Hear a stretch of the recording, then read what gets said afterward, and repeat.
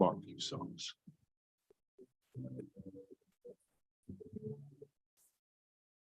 And hello, everyone, live out there. This is Peanut Butter and Biscuits, your Ted Lasso fancast from the Front Row Network on NPR Illinois. And we are bidding a fond and a heartfelt so long farewell to our good friend Theodore Lasso. I'm Jeremy Geckner. Here with me, as always, my co-host, Mr. Craig McFarland. How you doing, man? Have you recovered yet? Oh my goodness, what a late night Apple provided us with last night. Holy moly, what was with all of that, Apple? Come on. Yeah, what are you doing to us? Not nice by any means, but definitely well worth the wait. The only bone I have to pick is that, like, literally right in the middle of the game, like, our internet went out. So I had to figure out a way to finagle all of our wires together so that we could finish the episode. But man, oh man, oh man. Lots to get to, everyone. Lots and lots to get to with this episode as we bid farewell to Ted Lasso. But before that, as always, and if you're joining us live, thank you so much out there on Facebook or on YouTube. Joining us for this, because there's a lot of stuff that we're going to have to get to. But as always, we have to do our housekeeping first, even here on the finale episode, which does, of course, include your reviews that you took the time to write in. But before that, Craig, we do want to draw some special attention to a guy who's been on the network a lot of times, who's had some hardships recently, quite amazingly. Why don't you tell our listeners just a little bit about that and how they can help? Absolutely. So our good friend Tristan to the Front Row Network, you would have heard him if you really followed along with me on my Beyond the Mouse show. But or Guilty Pleasures as well. Yeah, he's also been on our Guilty Pleasures show as well. But Tristan is a great friend of our network. And some of you in the United States may have heard about the national news that was made in the Quad City area. This is an area that I am very familiar with. It's where I was raised. And in the Quad Cities, there was a building that collapsed in Davenport, Iowa. It happens to be that building is and was the home of Tristan's small independent theater. And so what we want to do is make sure that we give him all the love that we can and also all the support that we can. So what I'm going to do is I'm going to go ahead and drop a link into the chat for the YouTube, the live video. I'm also going to share a link on our YouTube page, and we're going to put a link to the GoFundMe account in our show notes as well. Tristan isn't quite sure exactly what direction he's going to be going, but what he has told me, I've reached out to him, and he said that this GoFundMe was set up by one of his friends. And what he wants to do is make sure that the residents that are affected by this tragedy in Davenport are also supported. So really, you're kind of supporting all of the residents here. And I'd really love for the Lasso community to kind of show up for him and for all of these people that are going through this kind of tragedy in my hometown. It's really kind of crazy that this happened. A lot of questions as to what's going on, and I'm sure there'll be a lot of digging into that. But for the moment, we would just love it if you can go ahead and jump out there and make sure you're supporting them as well. So like I said, I'm going to go ahead and put the link in the chat, and then also we'll share it around for sure when we share this as well. Okay. Yeah. Absolutely. Tristan's an amazing guy. His wife, Savannah, is amazingly talented as well, a theatrical performer.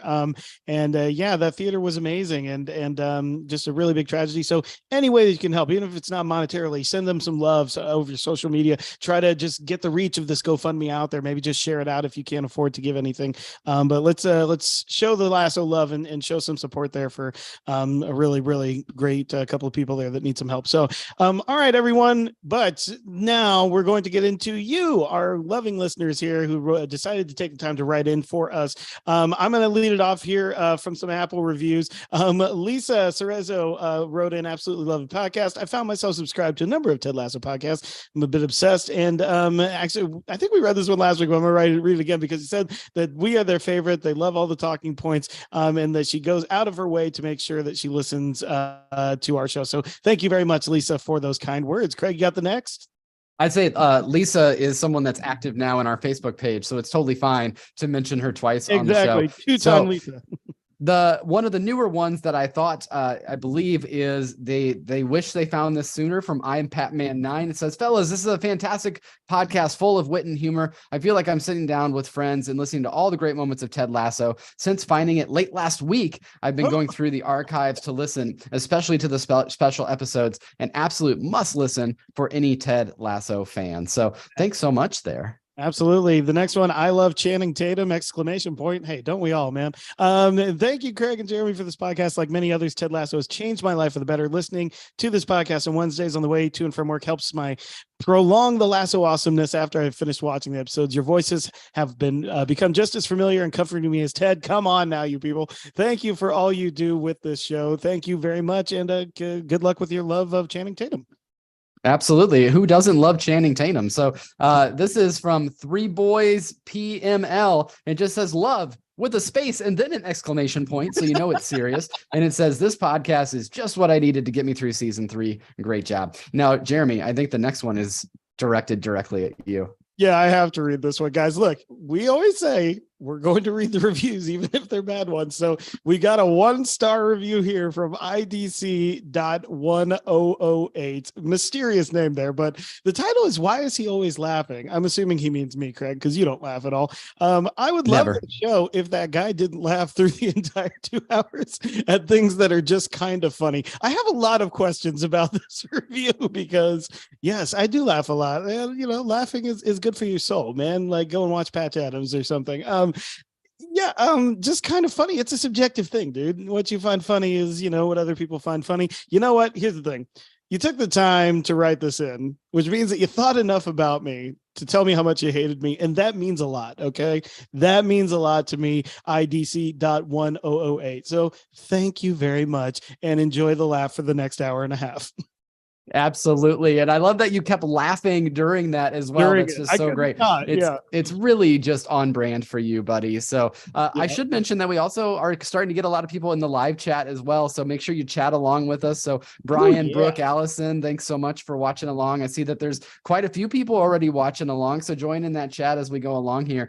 This one says too many Tedisms. So this is a 4-star review. And it says, I really enjoy this podcast, but one suggestion, don't leave so much for the last part, the Tedisms. It's very frustrating to hear you all say, this is very good, but I'll leave it for the Tedisms. And we do that a little bit. Fair. And in fairness, this is technically our last recap show. And so, I mean, you know, like, I guess we can really work on it for this episode for you. Yeah, exactly. We'll do better on that one. All right, Martha 607 wrote in. I love the perfect way to continue Ted Lasso love. I also appreciate the breakdown of the show, especially when I'm not using the subtitles. Thank you for all the content, Craig and Jeremy. Well, thank you, Martha.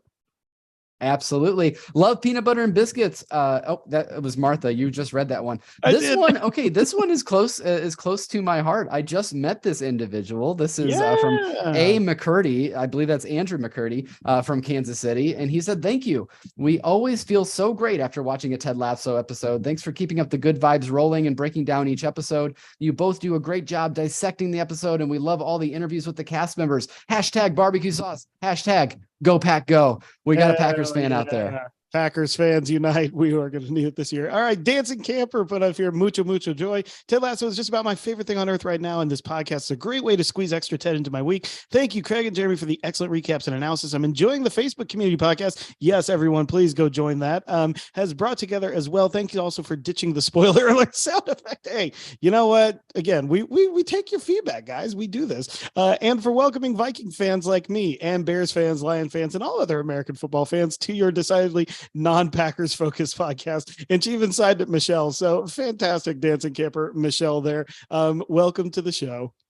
Got a couple more, I think. I saw that there's one that popped up on mine that didn't on yours, Jeremy, from Aldo Hoff. It says, great pod, fun guys, lots of great info, well-researched and smartly done. And then do we just have one more? Is that finally it for these reviews this week? I got 2 more here. One from our good friend Mitch Ladd over at the Geek Awakens podcast, who said, longtime listener, first-time reviewer. Craig and Jeremy do a wonderful job recapping the episodes, as well as adding their own perspective to the story. On more than one occasion, they pointed out things I've missed while watching. Mostly these guys give the same energy and vibe as Ted Lasso does. Man, I can't deal with that. And I think, do you have the mega waffle here? I do, but before I do, I should say, you said Mitch Ladd of the Geek Awakens. Mitch is another Springfield, Illinois podcaster. We love him to death. So definitely go and make sure you check out his show, The Geek Awakens. The last one that I have, it says, all great, unlike a holiday Hallmark film from My Eggo Waffle. It says, I'm so happy I found this podcast. I've been a Lasso fan since episode 1, but didn't realize all the nuances and cultural references I was missing out on until I listened to these in-depth breakdowns. Admittedly, admittedly, the accents and my emotional attachment to the characters got in the way. I love that. The guys analyze this in such a way that reminds me how brilliant the writing and the acting truly is. So thank you. That's all that we had for the reviews. Before we jump into this, I just think that, there is going to be a lot of people, I think, that probably undoubtedly will jump off our show after this episode. We do want to let you know that we will continue this on. And actually, I think I'm ready to announce our fun summer project, perhaps, if you're okay with that, Jeremy. But before I do that, I just teased it a little bit. Before I do that, I will just want to say thank you so much for the listens.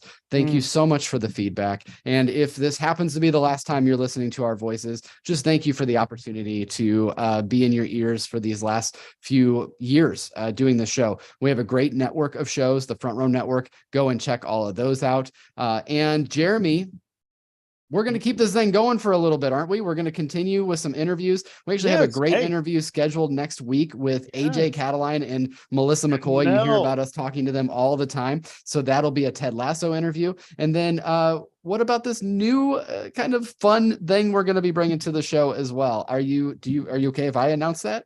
I think, it's your show, man. You should.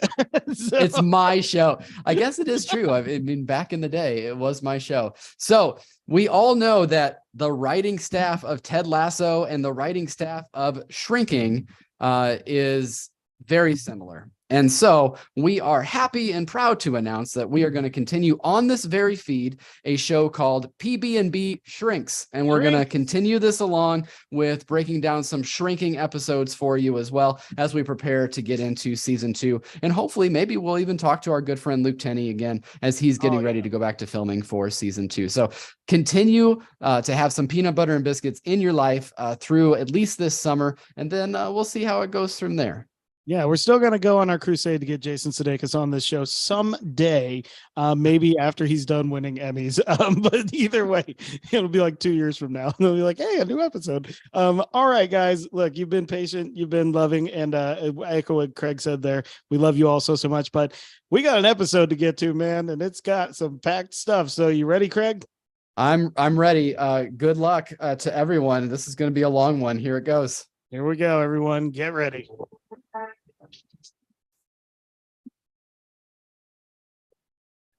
All right.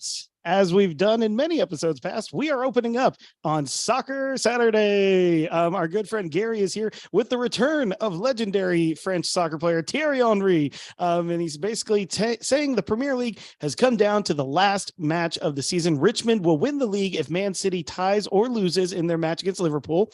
And of course, we all knew this had to happen. Richmond will, of course, be playing the dastardly West Ham in their final match here. We also learned, though, that Rupert is in some hot water because he's been caught having an affair again. Of course, Miss Cakes and Bex was there at Rebecca's door at the end of the last episode.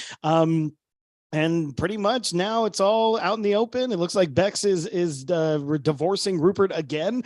And he's in some hot water. In fact, he might get out of the entire club altogether here. So, Craig, before we get into the rest of this and the total mind F that was the beginning of the scene here, what do you think of just like the kind of setup for what we have on the pitch as the final episode here?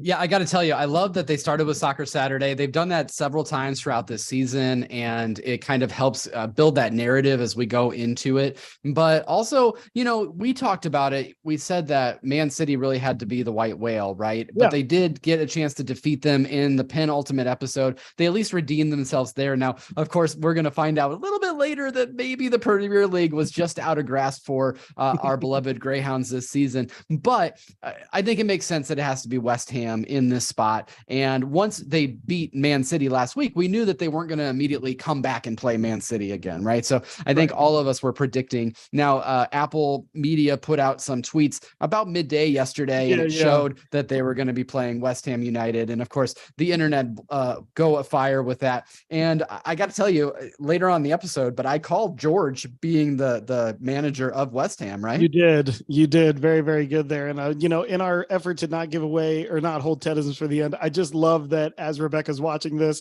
we get the callback back to the Beard After Hours episode where she tells Thierry Henry to shut up, which might be, that needs to be a Patrick shirt. That needs to be one of the Patrick shirts. Just shut up, Thierry Henry. Can I put out a disclaimer here at the very beginning of this episode? They basically went back and they kind of Easter egged almost the entire series. And so if I missed something in this next 2 hours of breaking this down, I sincerely apologize. Please be curious and not judgmental when you come at me and tell me that I missed a bunch of Easter eggs. But it is really cool that they kind of went back and they made sure to wrap up some of these or bring back some of these Easter eggs and kind of self-referential in a way that I really loved of this finale. There's so much of that going on. No, that's a really good point there, Craig, because that's what I noticed watching this the second time. This episode literally is a recap of the whole series. They call back so many little things from every individual episode of this series. And it really does kind of feel like, as you're watching it, this encapsulation of what we've all experienced. I mean, like down to just very minute little things like Roy behind Keely's trunk, like that's like season 1 stuff, with like Beard paying off the bet with Ted and everything. Like that's season 1 stuff, like really long-term storytelling, but just gets us into, the sense that we're like remembering nostalgia, remembering everything that we've been through before pressing onward. So, but let's talk about this because I know Tori and the rest of the Ted Becca people were freaking out at our next instance here because Ted walks into the kitchen, Rebecca's kitchen, in his PJs, and there is a palpable awkwardness happening here. She says that she doesn't want to talk about it yet, and we're all drawing the obvious conclusions here. Okay, I know you are, Craig.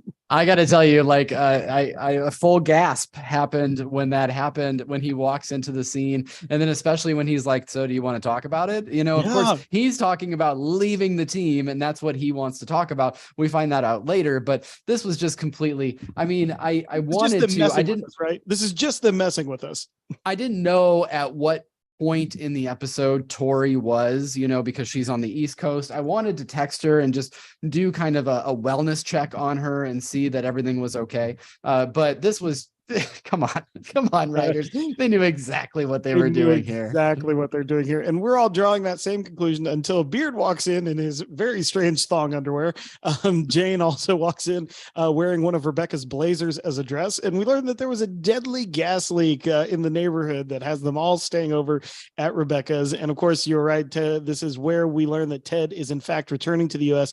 and not coming back. I love, once again, a callback to season 2. The maid walks in on a very weird situation here, says that she's going to start cleaning the guest rooms, but Beard and Jane run after her, literally saying something along the lines just like those ropes aren't garbage. So again, don't really want to get too much into like the sexual machinations of Beard and Jane, but clearly they're into some weird stuff here. And that is when we are cueing our credits. So Craig, this is a very meta thing already here. All right. And not only just the fact that they're messing with the Ted Becca ships and stuff like that, but this really is, I don't know about you, but I was starting to get a sense right here, right away. Like this episode is going to have to be some therapy for all of us viewers because they're basically walking us through like this, like the steps of grief here in this episode.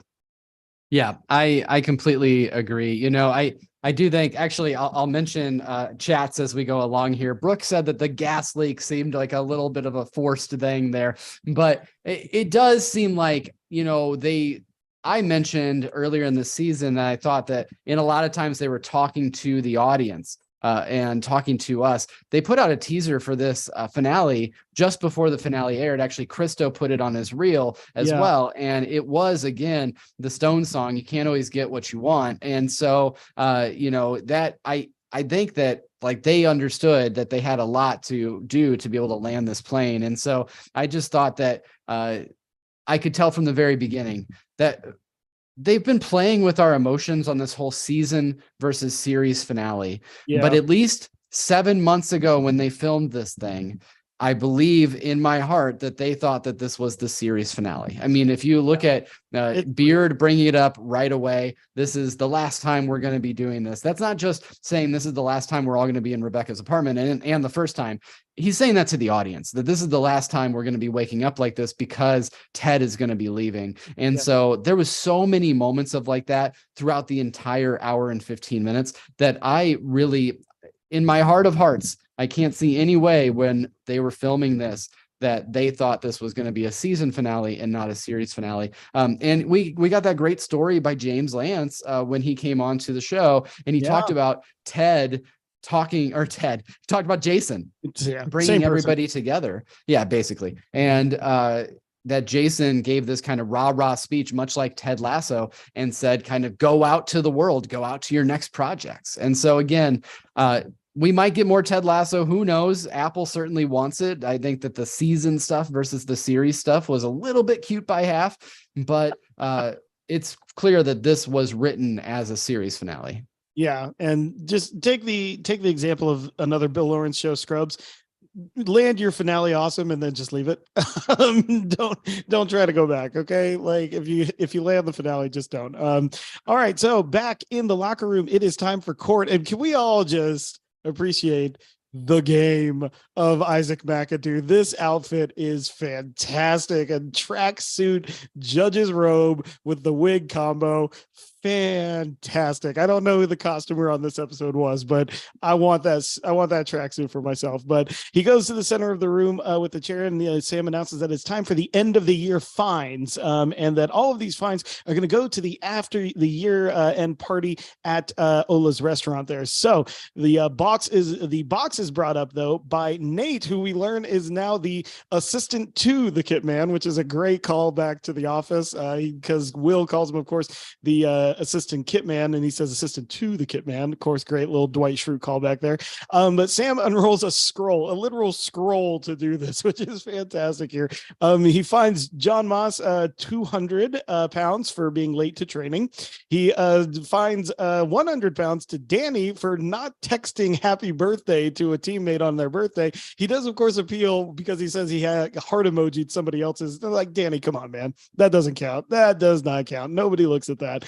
And then Jamie Tart for falling asleep during meditation, another 200 pounds. Now, I love this little detail here. I'm sure everybody was also heartwarmed by it, but he gives extra money into this, not only his fine, and he literally tells Nate like to shush up and not tell anybody.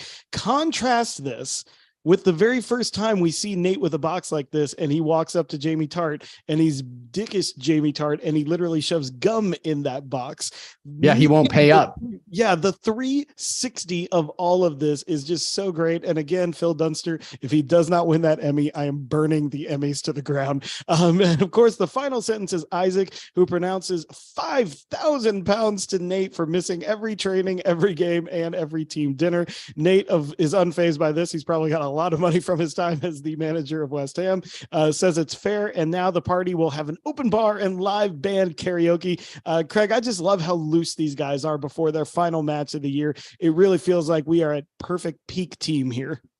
It calls back to those like moments that we had in previous seasons, whether it was Santa McAdoo or it was Haircut McAdoo. It really shows you kind of why Isaac McAdoo was chosen by Roy Kent in the first season to be the captain of this team. And he's continued in that role for the past 2 seasons, because I think some people may have thought, okay, well, why isn't Jamie Tart the captain? Why isn't Sam Obasanya the captain? But Isaac, I think, is truly the heart and soul of this team and really understands all of the players in a way. And I think that calls back to why he was upset that Colin hadn't come out to him earlier. Yeah. Because he feels a personal responsibility for everyone on this team, that Isaac really takes this role of captain so seriously. And he also gets to have a little bit of fun with it, right? And so this was just an extremely fun scene. I should mention, I don't know if we, going back to the previous scene, I know you were kind of rolling along here because this is going to be a long time, but yeah, you're talking about the costumer, Jackie Levy, and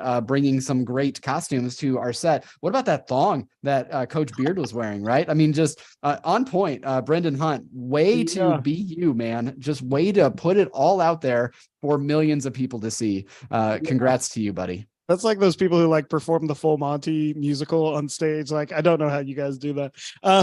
Anyway, we cut back out to the parking lot there. Oh, and also just real quick, I love that it's just a foregone conclusion that Nate is in the family again. because like Isaac taking the time to do that, it's not even just like, it's not a blast on Nate. I think it's him showing Nate is just like, you were always a part of this family, even if you weren't here. And now you got to like pay up for ditching us, basically. Like, I just thought that was like a really nice little moment there. And I think that, Nate really kind of had heartfeltness with that. So, all right, well, back in the parking lot, Keely is arriving. And again, literally the way that they did this in season 1, Roy is literally hidden behind her trunk and scares her in pretty much like the exact same way as in season 1 there. And we can see that there's still some tension here and there's still some chemistry, but he can't quite figure it out, which is very strange. So we cut back inside. Michelle has texted Ted that Henry is very excited. He's doing like one of those whiplash things of him like peeling off calendar pages.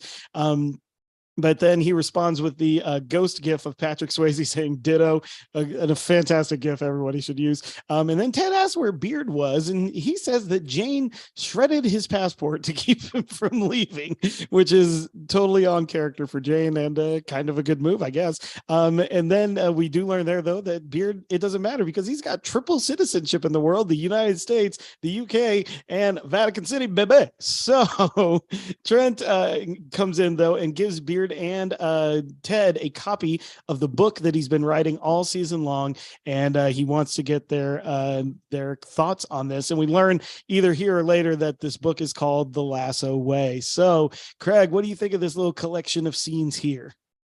I just, it sets up the storyline that everybody kind of knows at this point that Ted's going to be leaving and that he's excited to be going back home to Henry. This, of course, after his mom had come and visited and said like, hey, your son misses you and it's time for you to go home. And I like seeing the play that Beard might end up ultimately staying, because that was kind of a theory of a lot of fans. They thought if this was going to continue as some kind of spinoff series, maybe Coach Beard becomes the coach, the manager of Richmond. And of course, we find out later that that role is going to go to one Roy Kent instead of to Willis Beard. By the way, you keep calling me Ted all the time. Now I got to make sure I call you Willis at some point in this. Yeah, at some point in this podcast, I need to make sure that I try to organically do that. Yeah, if I say something confusing, you at least just have to say what you're talking about, Willis. So okay, fair enough. Fair enough. I love that. But I love this. I love that Trent is now going to be kind of turning in his final copy. I don't think we see The Lasso Way yet. I think that comes later, but when Ted is going through the manuscript. But still, like you can kind of surmise that that's going to be the title based on that scene that he's so excited about in midway through the season when he's kind of in the tunnel talking about the Lasso Way and how it took 3 seasons, but they're all here, and how it really even changed Trent Crimm's outlook on this game and on this sport as well. So I love all of this that we're getting. Like every bit of this finale episode for me was a great payoff. Jumping kind of into more of like looking at this finale as a whole, because that's sort of where my mind is at the moment. I get it that people might say this was too cookie cutter of a finale, but in a show that likes to subvert expectations all the time, I think a finale is a good place where you have to land that plane and you have to be able to give us satisfying resolutions to a lot of these different characters and a lot of these different problems that they've presented us with. And in my mind, that's absolutely what this finale did. And so that's why being a super fan of the show, having watched this show so many times, having connected with this show, I absolutely love this finale. And it starts right here at the very beginning and just doesn't stop from there.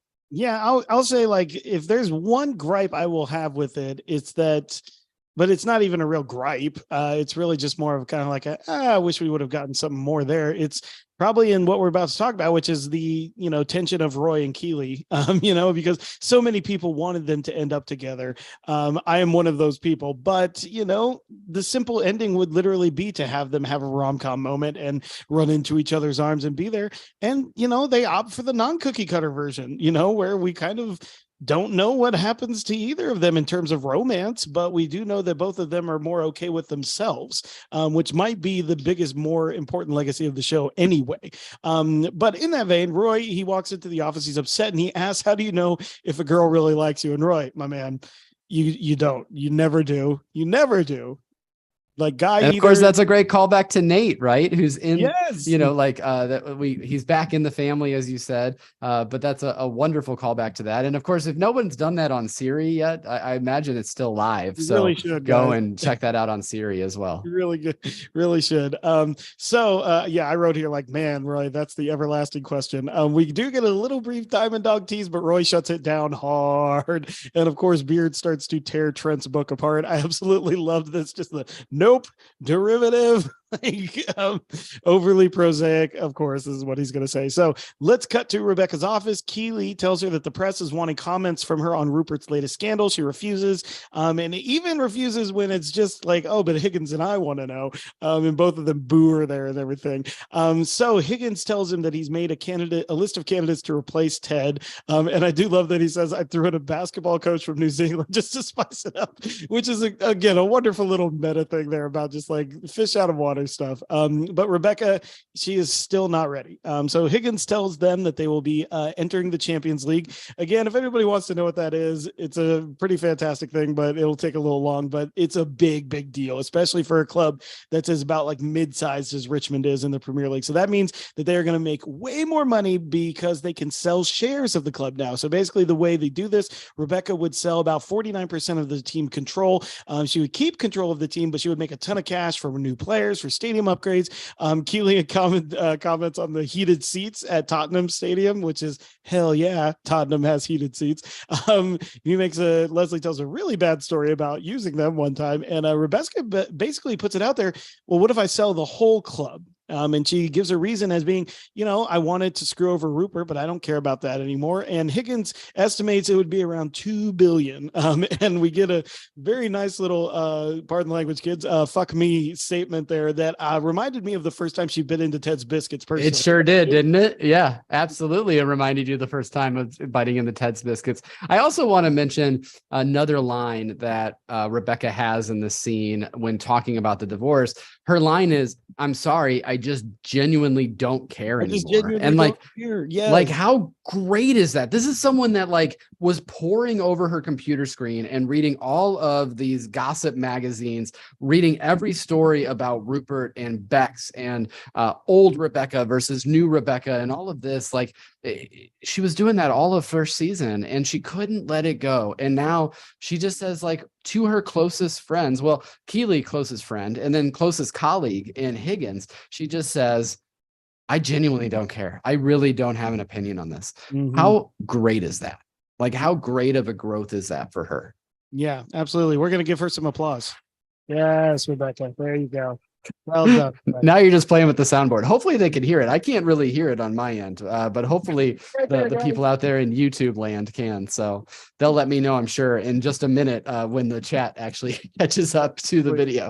Up there. All right, well, back on the pitch, let's get into some musical theater, my man. Roy, he whistles, quote unquote, practice to a close. Ted says that they didn't want to make a big deal of their last training, and of course, but alas, Craig, it is musical number time. We did Bye Bye Bye last year. This time we're doing the namesake of the episode, So Long, Farewell, from The Sound of Music. I'm just going to throw this out to you here real quick, but my thoughts, Tahib and Cola have some pretty nice voices, as does Colin. And Christo, he hit those high notes pretty good there at the end there. But this is so amazingly heartfelt. I love that Roy like mouthed the words to the song, like fantastic, of course, because Maria, as we know, is his favorite Julie Andrews character from earlier in the season. So of course he's a Sound of Music fan. And I tell you this too, man, watching that whole stadium go nuts at the end of it. So of course it's a great callback to when they got Bye Bye Bye correct. But just seeing that expand out into the stands and the fans that are there at training too, it just really warmed my heart. What about you, man? I loved every bit of it. I love that it started off with Cola and with Tahib, with Sam and Isaac there, and then it ended with Danny Rojas. And, it's just been like, this is where it started to kind of like get me a little bit. Like, I mean, it got me throughout the whole episode, let's be real. But like on a personal level, it is wild. And I get it, guys. Like, I'm sorry that I'm like talking the recap here, but it is wild to me that the first two people that we see start singing these songs we've talked to. We've talked to both of them, right? and like those kind of moments just kept coming up in this. When we got the Mask of Zorro moment after we had just mentioned it to Judy Lenore last week. You little scamp. We asked you point blank about this.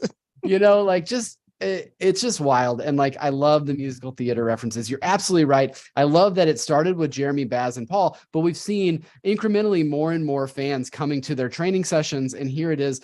The fans are not only involved in the training sessions, but they're involved in almost like the choreography of the waves and the cheers of this, and really getting the whole community behind it, which is, that's kind of been a theme of this season, a sneaky theme that they've sort of put in as kind of subtext throughout the entire season, that Richmond belongs not to Ted Lasso, not to the players, not to Rebecca Welton.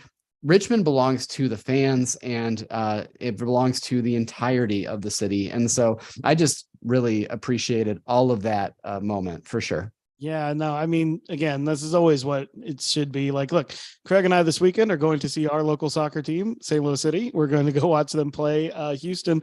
And you get the sense, our city, our team, man. You get the sense when you have a team like that yes, it belongs to the fans. And the fact that that's where we end up with this team at the end as well is just so fantastic. But speaking of fantastic, we get this amazing one-shot sequence through the entire locker room, through the whole building really here, that just, it shows, I think, just like that this whole building, this whole organization is just at a stasis point. Everything is working as it's supposed to. So Keely is walking through. She's bringing gifts to Ted and Beard as they're playing. I'm pretty sure they're playing that hit the wad of paper game that they first were playing when Sharon walks in season 2. So I think that's what they're doing there.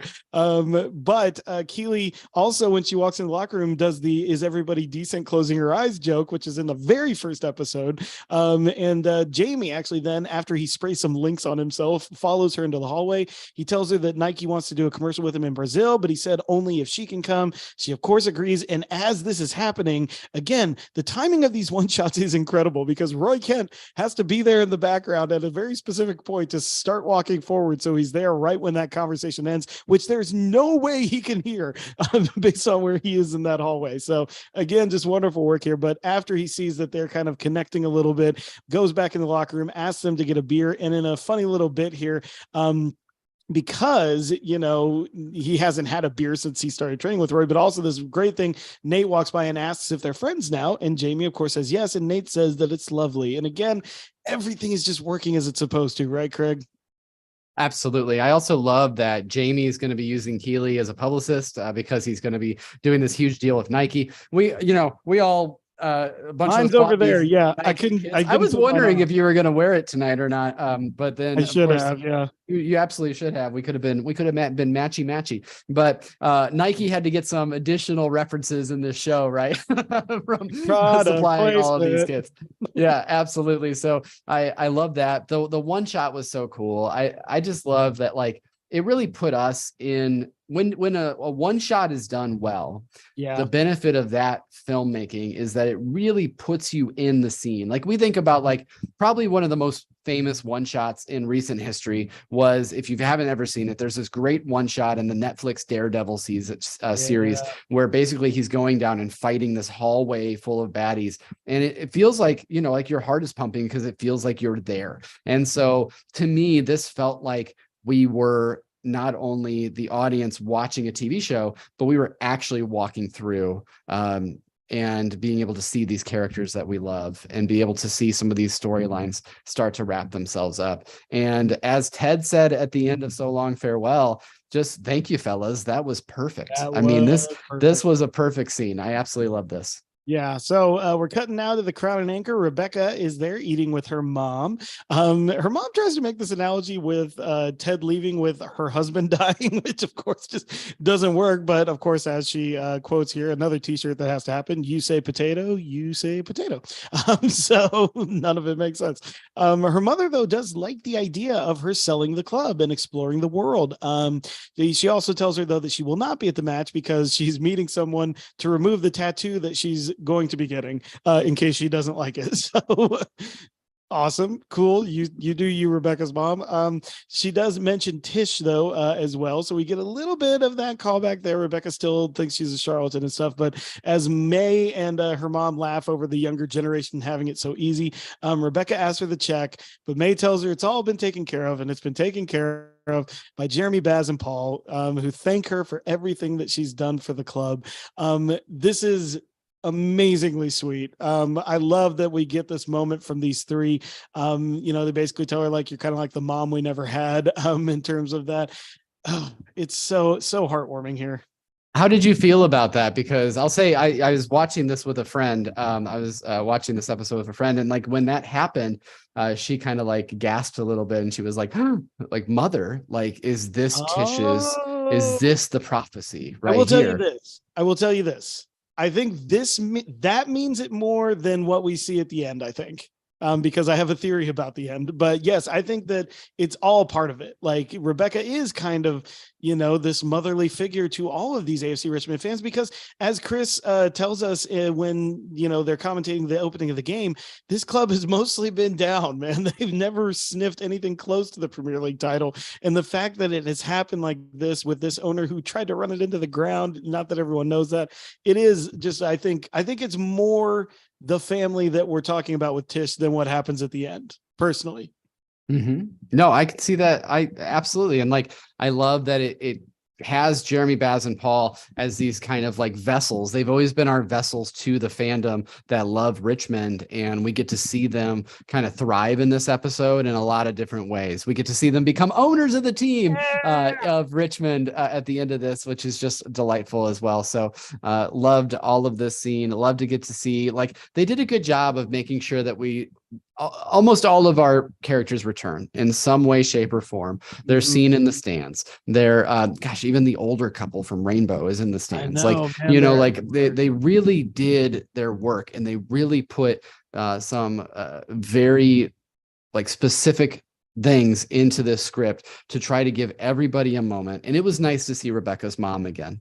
And I thought that this was a lovely scene. And I love that she was not meeting with someone about getting the tattoo, but getting the tattoo removed, because of course she probably is going to regret it at some point. Right. Yeah. I mean, that's just great stuff. And hey, you know what? Apparently she's learning skateboarding. So you know what? You do you, Ms. Welton. All right, you're gonna be just fine there on stuff, and of course, saying she will be good at it eventually. All right, well, back at the office, Ted sort of chuckles as he's reading Trent's book, and Trent literally pounces on him from the other room, clearly trying to gauge reaction. And I wrote here basically, Craig, that it's just amazing how cute he is, like how badly he wants Ted to like this book, right? Mm-hmm. Yeah, I love that. I love that he's like, page 43? You finally laugh at page 43? Like, it's just so funny, like seeing the Trent Krem that like has been bottled up for this whole time, and being able to kind of be himself and wear these shirts. And that last shirt, we had to check it and see, because James mentioned that in our interview. It was quite golden, I will say. But, it's just really like, it's great to see him and Ted interact in this way, because he was so skeptical of Ted in that first season, and especially in episode 3, Trent Krem the Independent, where he's trying to grill this guy, and he wants to kind of like put an end to this guy. Like, that's his ultimate goal. He doesn't state that necessarily, but we all know that as an audience. And so to see him now like seeking that affirmation from Ted is just really wonderful. I love these two acting together. I love Trent Krem being part of the Diamond Dogs. I love him being kind of incorporated into the show in such a way that he was in this third season, because we hardly got Trent at all in the second season. So it was great that we got so much of him this year. I know, making up for lost time here. Well, let's cut over to Bones and Honey, because Roy and Jamie are sharing a beer. And again, everything Phil Dunster does this year is perfect. He literally looks at this beer and like touches it with his index finger, like with reverence, like he's Indiana Jones with the like goblet, like with the freaking Holy Grail here. And he literally chugs like nearly the entire beer. And he looks and says it was worth it because, of course, guys, he hasn't had a beer all year. He's been in training with Roy, who has not allowed him to. So, but this quickly turns into the Zach Morris, AC Slater dilemma here, because Roy tells him how proud he is of him no matter what happens on Sunday. Jamie thanks him for all of his help. And then Roy pretty awkwardly brings up how he and Keely have been talking and he doesn't want Jamie's feelings to get hurt or anything to get in the way of their friendship. Jamie is a bit taken aback by this news, but he does ask, is it official? Roy says no, but he doesn't want him to get hurt, so he wants him to back off. And Jamie refuses, literally just like this really elongated no. And so Roy tells him that they actually hooked up a month ago, not a year ago. This actually kind of seems to hurt Jamie a little bit. And so he makes this conscious decision to try to hurt Roy back here by telling him that the video that got leaked of Keely was actually made for him. And before we cut the scene, it definitely looks like some blows are about to be had. So what did you think of the dynamics of this and kind of where it leads to as well, Craig? You know, and a lot of times I've made reference to the fact that I thought the hug after the Man City match in season 2, which was really more of that fatherhood theme. But this is a scene that shows that they're really brothers. These two respect each other. They're friends, and they're arguing like they're family here. I mean, like we know that Roy is hyper focused on who is it that this video was made for, because, you know, he would know that it wasn't made for him, right? Or at least that he had never received it, you know? And so I think in his heart, he's so concerned. He's so worried that it was for Jamie because of this kind of weird dynamic that they've had in this relationship that they've had. So I liked that, you know, you get a little bit of like that older brother, like kind of being like, hey man, let's go out for a beer. Hey, you're doing great. I'm so, you know, you're doing such a great job. I did want to mention though, you know, this girl, why don't you just kind of let, you know, just so you know, I'm sorry, but she's kind of more into me. And, you know, I just wanted to make sure that you're okay with that. And that's just, it is what it is. And so then Jamie, you know, being the kind of like bratty younger brother is like, hell no, I'm not going to put up with that. Absolutely like, not. She told me she likes me. Yeah, exactly. And I love the look that Roy gives. So again, I love the facial expressions throughout this entire series, but of course this season I've brought it up quite a bit. But like the look that Roy gives to Jamie at the very end before it cuts away is daggers. It is so good. Oh man. Well, we're gonna get back to these two because Craig, we have to cry for a little bit here now. Because we sure do. And look at guys, this I think is the most meta scene in the entire episode because literally Rebecca Welton in this scene is us. She is all of us. She is saying all the things that we want to say to Ted. She's saying all the things that all the fans of this show are saying. It's just like, please don't go. Like I will do. And this is really kind of like the bargaining part of like the cycle of grief. So, you know, she's trying her hardest here, but let's get to it. So Ted, he's sitting alone in the stands. Rebecca says she's finally ready to talk about it. They sit down and she basically says that she's selling the club. And God, there's the line like absolutely gutted me. I literally started crying here, Craig, where she says like, if you go, I go. And it's just like how these two are like so indelibly attached here. You know, it's all the denial coping mechanisms. And, you know, then she kind of gives it like her best sales pitch as much as she can. And she tells him like, Michelle and Henry can come live out here. Henry can go to the best schools. Michelle can, you know, get certified and she can go back to the States as a, you know, department head because she'll get the best education here too, to becoming a teacher.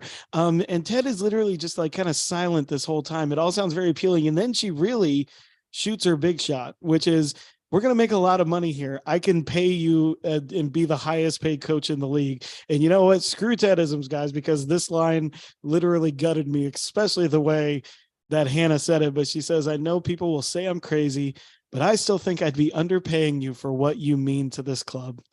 And again, it's just like absolutely gutting. And the line that absolutely like tore me apart, Craig, was when she looks at him and she just says, would you please stay? And it's just like, it's so desperate. She's shot every shot she can to try to appeal to his like logic. And now it's just straight heartfelt. Like, please just don't go. Like, and it's just one of those, you have to try it. they joke away about like some movie tropes and stuff like that. And then she basically is resolved like, okay, then both of us are going. And they share a laugh together over the real title of a famous book, I'm guessing. So what did you, what were you going through while you were seeing this scene? Well, I should say that Mark from the Holdo Maneuver podcast, if you love Star Wars, go and check that out. He's following along in chat as well, and he said this is the second time he cried in this episode. So I think he's going to be giving us a cry counter as we go along here. But I have to say, like you said, Hannah is us in this scene, and in a way, I mean, Jason is playing himself in that the person that's able to give us potentially more Ted Lasso is Jason. He could make the decision to give us more of the show that we love, but at the same time, us as an audience, it's almost like we need to acknowledge, much like Hannah does, as much as we can say that we want that to happen, or we want this to be able to continue on like this, that we can keep coming back to it every day, and we can keep saying we're thinking about it.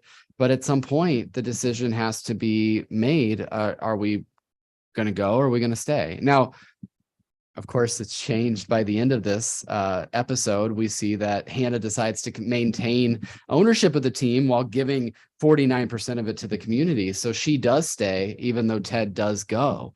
And what does that mean, like in the analogy of what we are as the audience? I don't know. But just tremendous acting by two people that are clearly going to win Emmys for this season. I mean, like, I'm sorry to anybody else that's been out there for the last, there are some amazing shows out there.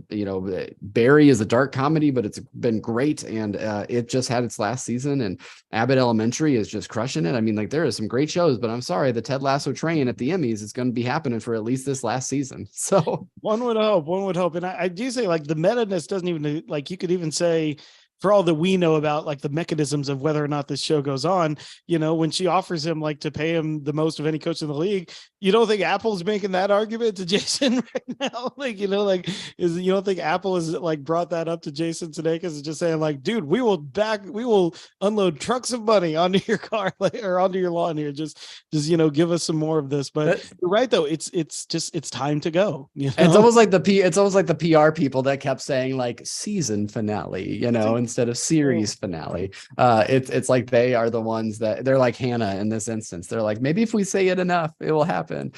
So I just thought that, and I mean, like, that's not to take nothing away from the scene. I mean, I understand that I'm explaining like the meta-ness and us as fans, but like, this is like kind of like a grieving process almost for you guys. And so, but there is some phenomenal acting going on, and I've talked about Hannah and her acting, exuding her character with her entire body and soul this entire season, and it just culminates in the scene, and she's incredible during this scene. The amount of teary eyes that Hannah gives in this entire episode, it guts me. It just crushes me every single time. And of course, the line that we all had to say, I just had to try, as did we all.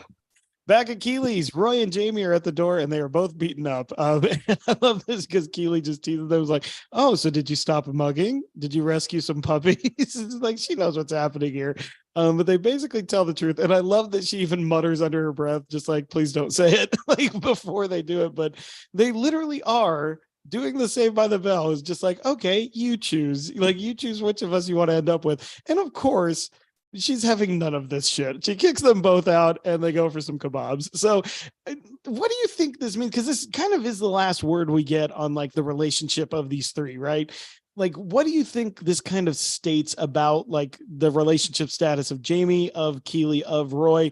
Are they all just fine doing their own thing? Because I think the show has really been more about self-improvement than, finding improvement through somebody else. That's definitely Roy's story at the end of this episode. I think it comes back to it was Keeley's choice, and Keeley, at least from where we are going to leave her in Lasso land, maybe forever, Keeley, independent woman, right? So that's exactly what I think it is. And the boys are trying to be the boys here and make her choose. They are so doing the hard brother vibes.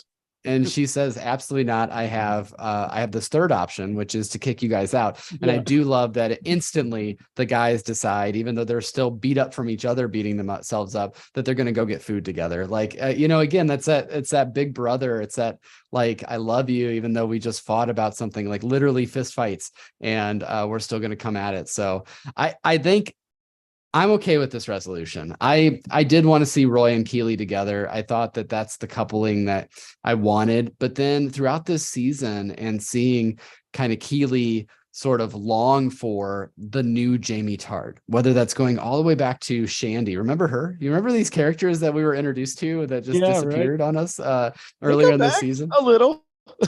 Shandy has a magazine article, so maybe that counts as her coming back. I don't know. Right. But I just think that like, even going back to those moments where she's like, yeah, Jamie was like that, but now he's changed. And like, it kind of gives us permission structure as an audience to be like, yeah, you know what? Maybe Jamie Tart should end up with her. So I am okay with this resolution. How about you? Yeah, I'm fine with it. Like I said, I thought it was a little, I don't know, maybe a little clunky, just like with like her hooking up with Roy again. I thought that meant they were back together.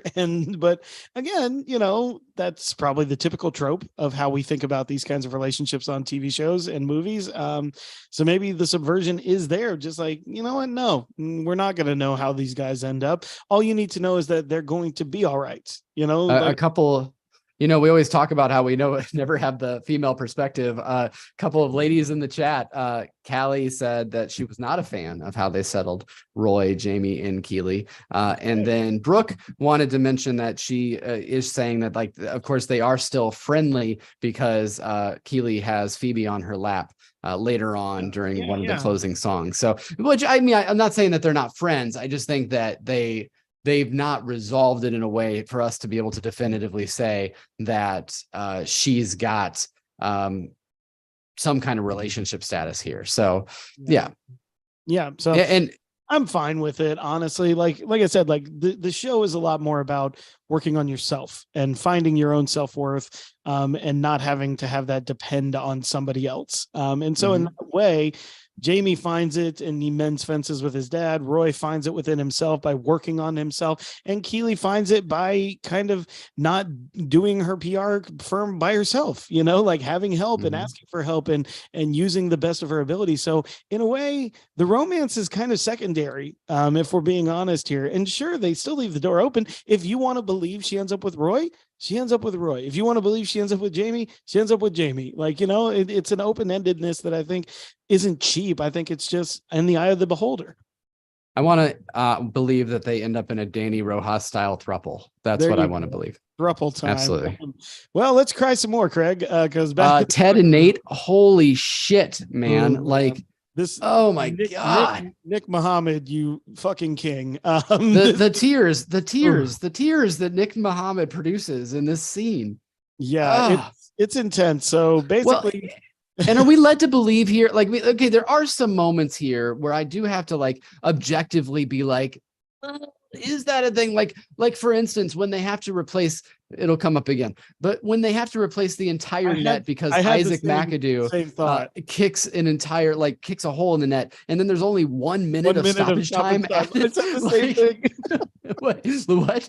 But like, this was also one of those moments. Like, are we to believe that Nate just delivered the 58-page apology to Ted, or that he hasn't had this opportunity before, or is this just like him saying it again to Ted? Like, that was my one like hiccup with this scene. No, you see, I always take it as like, look, if he really is just the Kit Man again, right? Like, he's probably been avoiding Ted specifically. He's probably not been wanting to have that conversation because he's writing a 60-page apology letter to him in an attempt to like avoid having to have that one-on-one contact with it. And so I think like, yeah, he's probably been tertiarily around Ted in the locker room, in the building and stuff like that, but he probably has not had this one-on-one interaction with him yet. And I think the real point of this is that, Ted, by virtue of saying, I know right away, is telling him he understands what Nate went through and he understands like why it happened.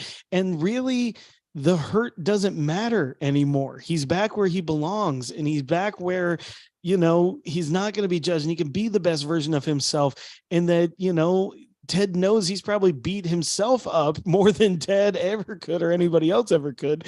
And, it's Ted that forced this issue by making Beard, realize that he and Nate aren't really that different in terms of screwing up and getting second chances. So what I took this as is, with him getting emotional here and really centering it as well around the blank space where the believe sign used to be, it sets up the amazing reveal later, but it also shows that the avatar of that, even though the sign isn't there anymore, it's still the symbol of Nate's like ultimate betrayal of Ted. Mm-hmm. And that in a way he still can't let that go, because it's left a scar there that none of us can see, but that both of them can see very clearly. And so in a way, this is the beginning of Nate's redemption, but it doesn't really fully culminate until the pieces are brought back together. And that's really why they share that. But didn't you also, like, us as an audience, and I mean, I'll ask this for the folks in chat too to respond to this, but didn't you see the believe sign when you looked up there? Like, I still saw it. Totally did. And, well, I mean, after the line, no, I even before.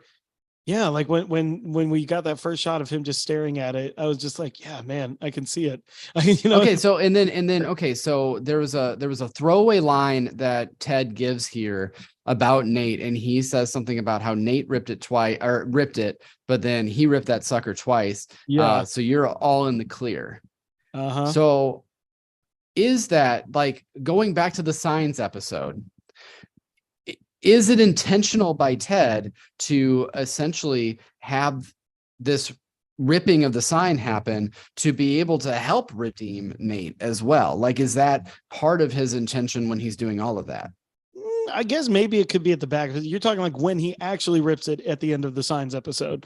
Yeah, is that because that's after, that comes after the West Ham match where they all go crazy because they saw Nate ripping the sign. So is this Ted going like, you know what, I'm going to help bring Nate back into the fold as well? If you want to be charitable about it, you could say that's maybe like an ulterior motive, but I think in that moment, his motive is to get them not to concentrate on the physical manifestation of the sign as in terms of like their hope, because then it's just like, oh, our hopes are ripped in two. So he's trying to take the metaphor of the physical manifestation of the sign and basically transfer it into them. You are the believe now. Like the sign lives in you. You don't need the physical one as long as you take its message to heart and bring it forward. And so I think that, yeah, if you want to be good about that, you could say charitably, he's also giving them tacit permission to not hold on to this of what Nate did with the believe sign, just giving them tacit permission to say, it's not about, what did or didn't happen, what was or wasn't broken. It's about, this is our family still. And he's out there and he did something out of hurt. And so we need to understand. And as he tells Jamie in Mom City, hurt people hurt people. So, there's just a deeper psychological influence on that. You're right. Yeah, absolutely. And I wanted to say, Kara, Carol, a couple others in the chat all say that they saw that believe sign as well. So just absolutely. So now we get the I just kind of wrote all these out, and I'm sure you did too, but like it was like kind of like Where's Waldo, the Richmond West Ham match, right? So yeah, it's the first person we see. And forgive me because I think the actress has probably grown up a little bit. That was Shannon, right? That was Shannon. I think it's definitely Shannon. Okay. I thought so too, but like for whatever reason, I'm so used to seeing her in the context of like outside on the on the like in the like green field like park near Ted's apartment that like they clearly focused on her for a second there, and I was like, okay, that has to be Shannon. But I just, two watches, and I still like couldn't confirm myself in my head, No, So I think you're right there though. But we do meet her. We also see the couple that you mentioned from Rainbow that did the Harry Met Sally riff. It's just straight to the camera. We see that Colin's boyfriend is there getting a ticket under the name Winona Judd. Still love that they're doing the country singers. Reba McEntire, feeling good about that. Winona Judd, you better tweet that out like Reba did. We also see our old friend John Wings night with, I guess, his now wife. I guess his wife. It was a fiance a while back, but he's there, and he's of course rooting for who's good at the time, just like he said, as he's going to Richmond's game to see if they win the Premier League. What a jerk, but also he's fine. And then Dr. Jacob, we see, is watching quite douchingly, as I put down, with Michelle and Henry back in the States. And of course, he's the worst in this scene. Like, okay, so he's projecting.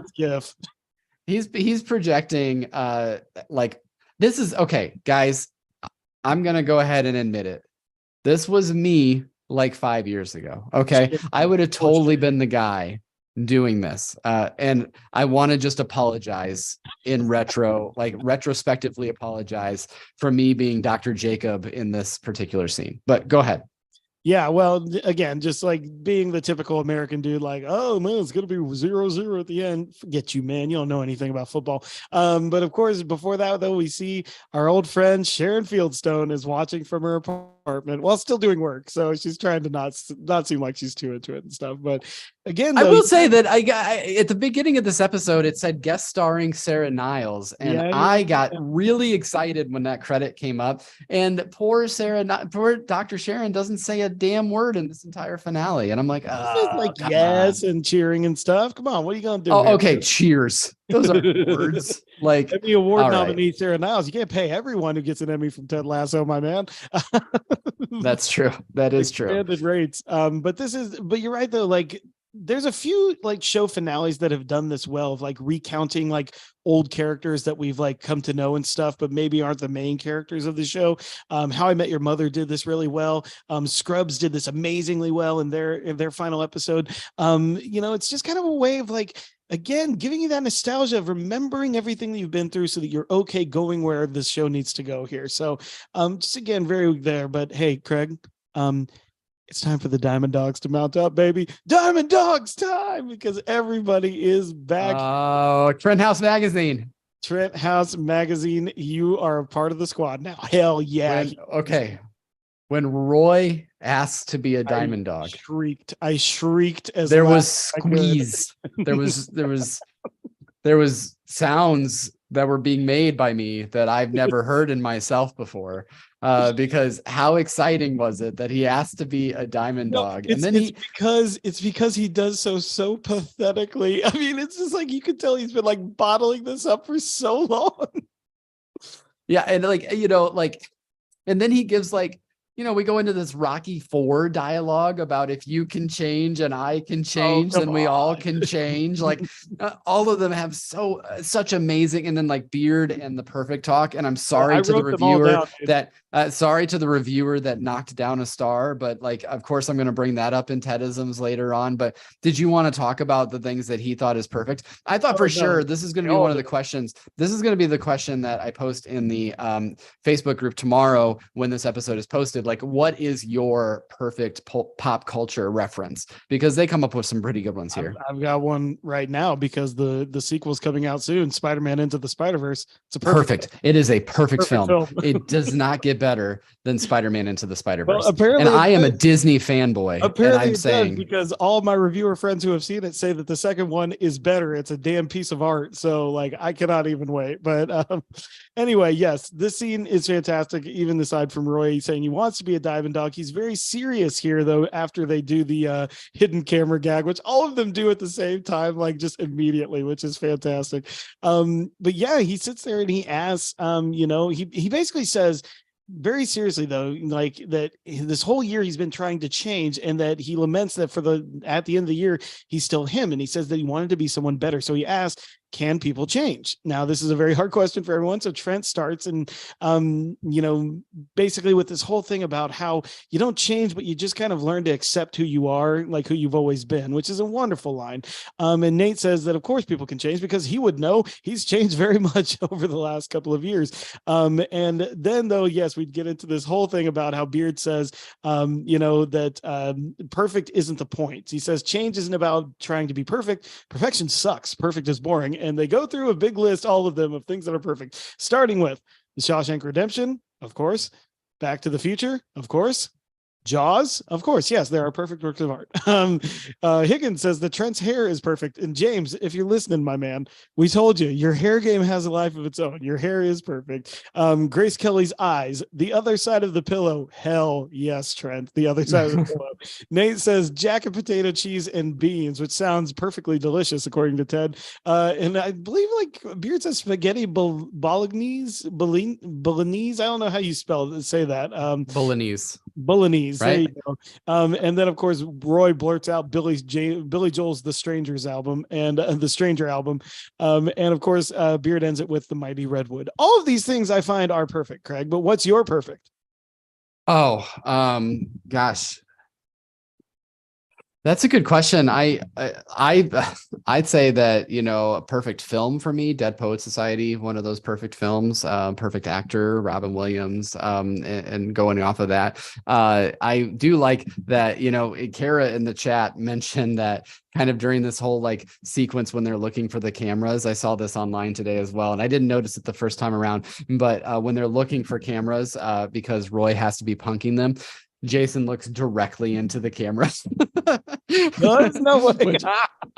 which I really love as well. So that is perfect. Like Ted Lasso is perfection, right? And I think that that's kind of the point of this particular speech, that it can't always be perfect, and that's kind of like the meta-ness. Like, you can't tell me now based on this finale that the writers weren't thinking in this kind of like overall, like, how do we speak directly to the audience of this show throughout the entire season? Because it's pretty clear at this point that they were.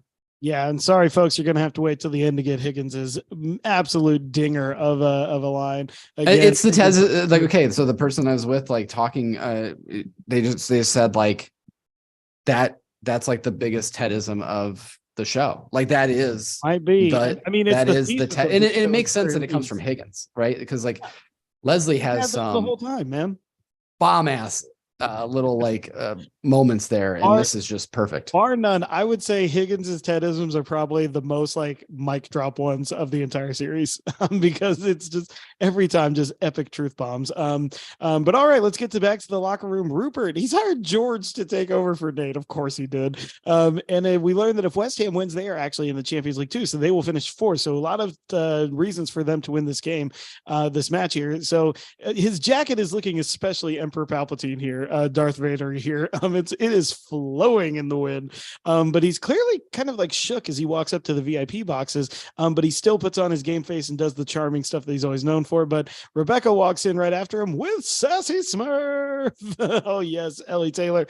And she gives him just once again a epic rundown. I won't do all of it, but I will say the best line of it, where she says, "But in all seriousness, I do wish you the best, because you are the fucking worst." It's how she delivers it too, and it's how crushed that Rupert looks after she walks away from him. It is Ellie Taylor, baby. Ellie Taylor. Chef's kiss. Chef's kiss. Ellie, it is on the show, man. It is fantastic. Absolutely.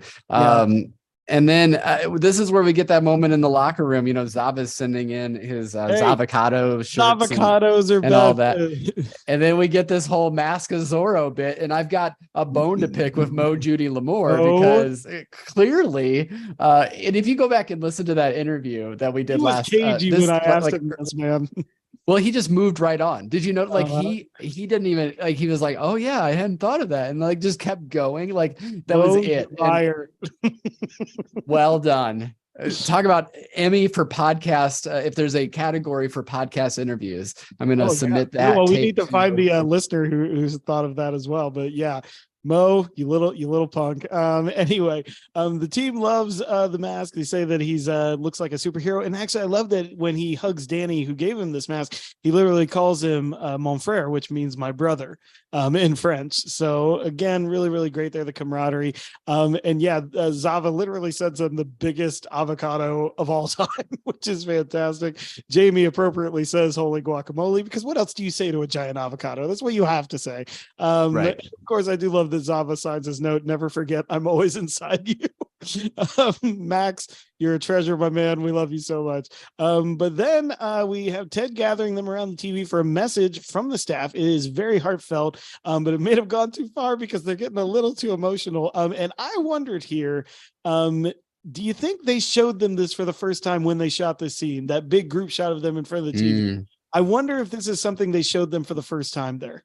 Well, so now, like we've seen in the screeners that we had, like particularly in season 2, that sometimes they don't add a lot of these video elements until after, like it'll just be a green screen that they're reflecting on. But I could see like that you're being right here, you know, because they put in these great elements. That's a great question. You know what we're gonna do? That's a question we're absolutely going to put a pin on, and we're going to ask AJ and Mel that question when they come on. And if they happen to be listening to this episode, maybe they'll be prepped now. But wondering if, because one of them would have edited it might have been Melissa because this was her episode. But I'm sure one of them or their assistants had edited this clip together. And so I'm wondering if the cast had seen that in for real, or if this was something that was added in post later on. But I think you could be onto something there for sure, Jer. Yeah, I mean, it's happened before on some shows, you know, like The Office, you know, when Jim gives Pam like the note and everything. This apparently was a real note that John Krasinski wrote to Jenna Fisher that had like a real message to them, and he didn't tell her about it. So this stuff does happen sometimes on finales. But let's get to the field here. The team is literally openly weeping about their last game on the field. Chris and Arlo are definitely remarking about how that's not actually a great look. And Roy, of course, was also just weeping on the sideline, which is awesome.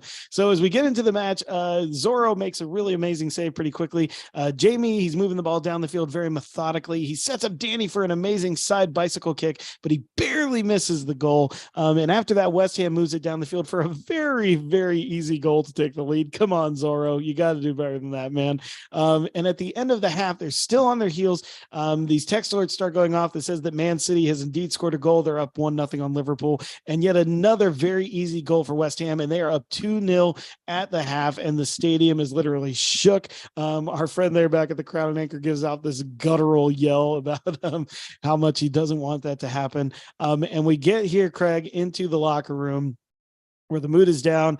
Ted enters and he just gives, again, the meta-ness of this, Craig, this amazing speech about how it's been the best 3 years of his life. Like, this literally had to just be, in this moment, Jason to these actors, right?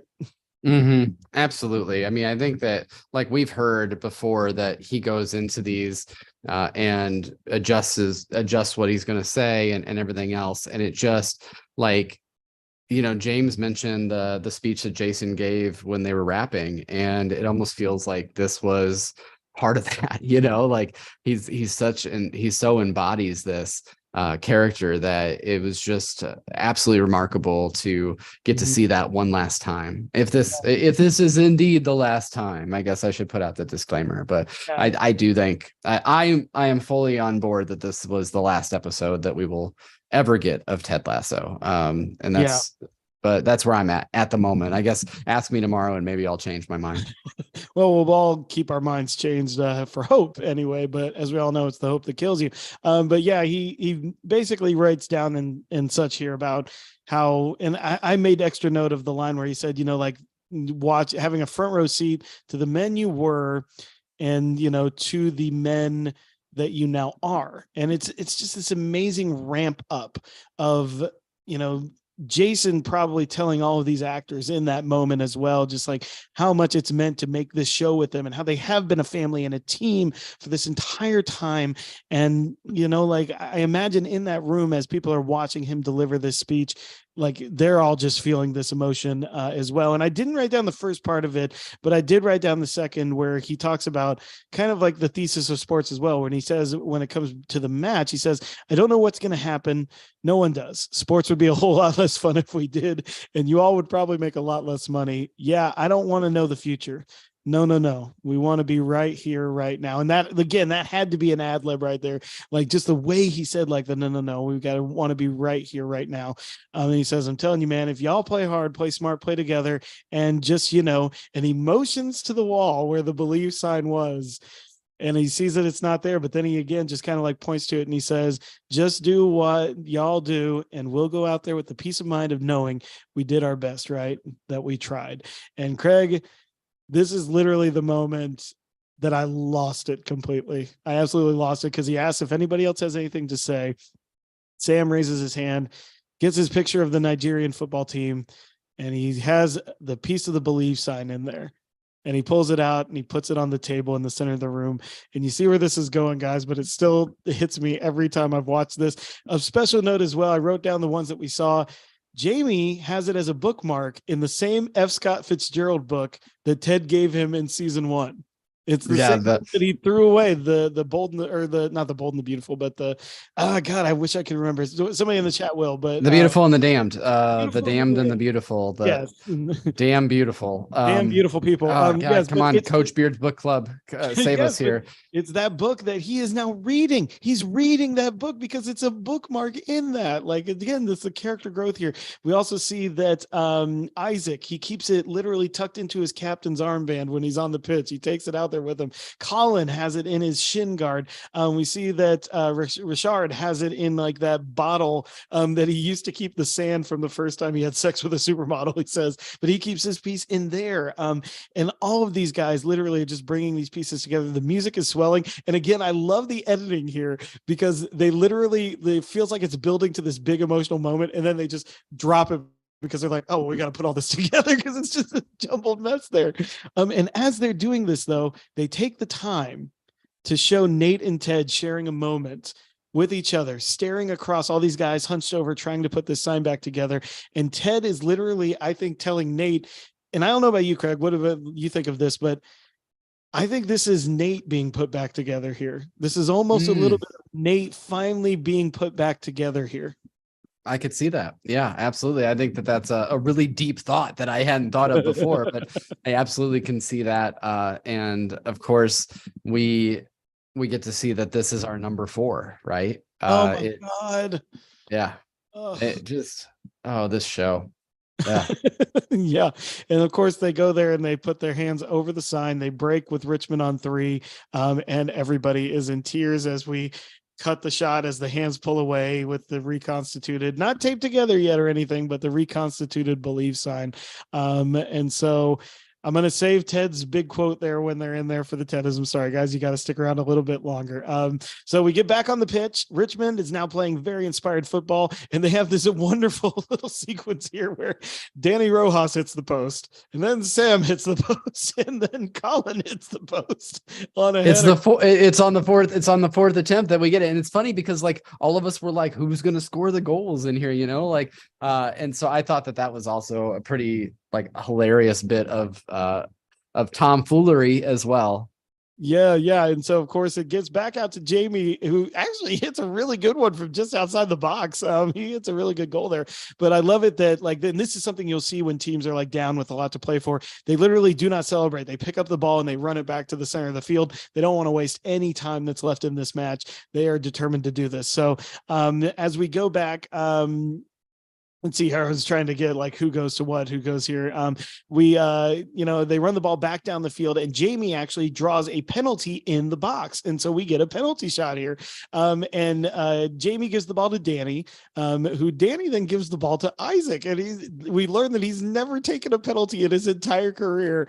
Well, remember, we just saw him do his first corner kick during the scrimmage around Total Football. And was that the same episode as The String That Binds Us? Was that the same like scrimmage? It wasn't the string scrimmage, but I think it was like another scrimmage. No, it's another part of that episode. It is the strings that bind us. But there's a couple of fun things here. Is that first Isaac tries to give it to Colin, and he says no, and then I love that he adds it in. He says it'll be fun. He literally says it'll be fun to Isaac. He's just like, don't worry about it, man. Just kick it. And then as we see that he's going to do it, they cut back to Higgins, and he literally braces himself and his wife, just like protecting him because he knows what Isaac is capable of. And we also then see he goes over and we see the new Greyhound mascot, and he's wearing a helmet. He's wearing this little tiny helmet. And I love that like he looks over there like because Danny gives him the ball because Danny knows what happened in the last penalty kick that we saw filmed like this. And then Isaac looks over like, Oh God, am I Yeah. gonna, I don't want to kill Doggy. poor Earl too? Yeah, Earl the sequel going down here.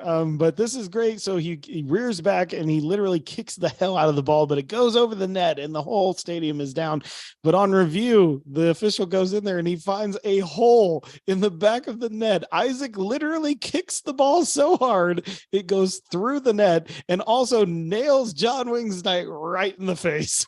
It does. Hey, Brooke just broke my mind in the chat. So apparently she needs a podcast, is what I'm coming to believe Okay, in what's this. she got saying here? She said that, now remember the string that binds us. She said it was Isaac and Danny pretending to be each other. Isaac was being Danny, and that's why he looked over at Earl. Right, that's right. It's all connected. We are all in a simulation, guys. Anyway, so this is amazing though. It's a great like celebrating moments here. John Wings Knight, he's literally bleeding his ass off, but he's also cheering louder than anybody in that stadium at the same time. It's pretty funny. And Rebecca notices though that Rupert angrily leaves the box, and we also see Sharon celebrating quite hard in her apartment, which is fantastic. So you're right. This is the one that brought me out of it. But the only thing that I can think here, Craig, is that maybe like a broken net isn't like a time situation. Maybe that's one of those moments in like football where they will literally stop the clock and just be like, okay, we need to like fix this net. So maybe that's why only 1 minute of stoppage time.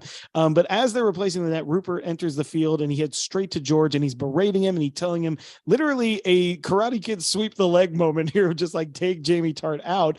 And I love this because Rupert's clearly lost it, but George looks at him and says, I'm not going to play the game that way. And it's amazing, you know, that like we give like this little bit of semblance of dignity and stuff to George, but Rupert shoves him to the ground. And of course, George's short shorts reveal his balls to the pitch there. And Arlo and good Chris, callback to like the first minute of this series. Yeah. First like 3 minutes of the series, but also Arlo and Chris are just on fire here too. Where, you know, he's like, Chris is telling you just like, oh, you know, 3 balls on the field there. And Chris literally says something like, or Arlo literally says something like, God damn it, Chris. So it's like fantastic stuff here between the two of them. But, you know, while this is happening though, like Rupert, he kind of knows what he's done here and he tells him to like get up and he clearly knows he's crossed a line.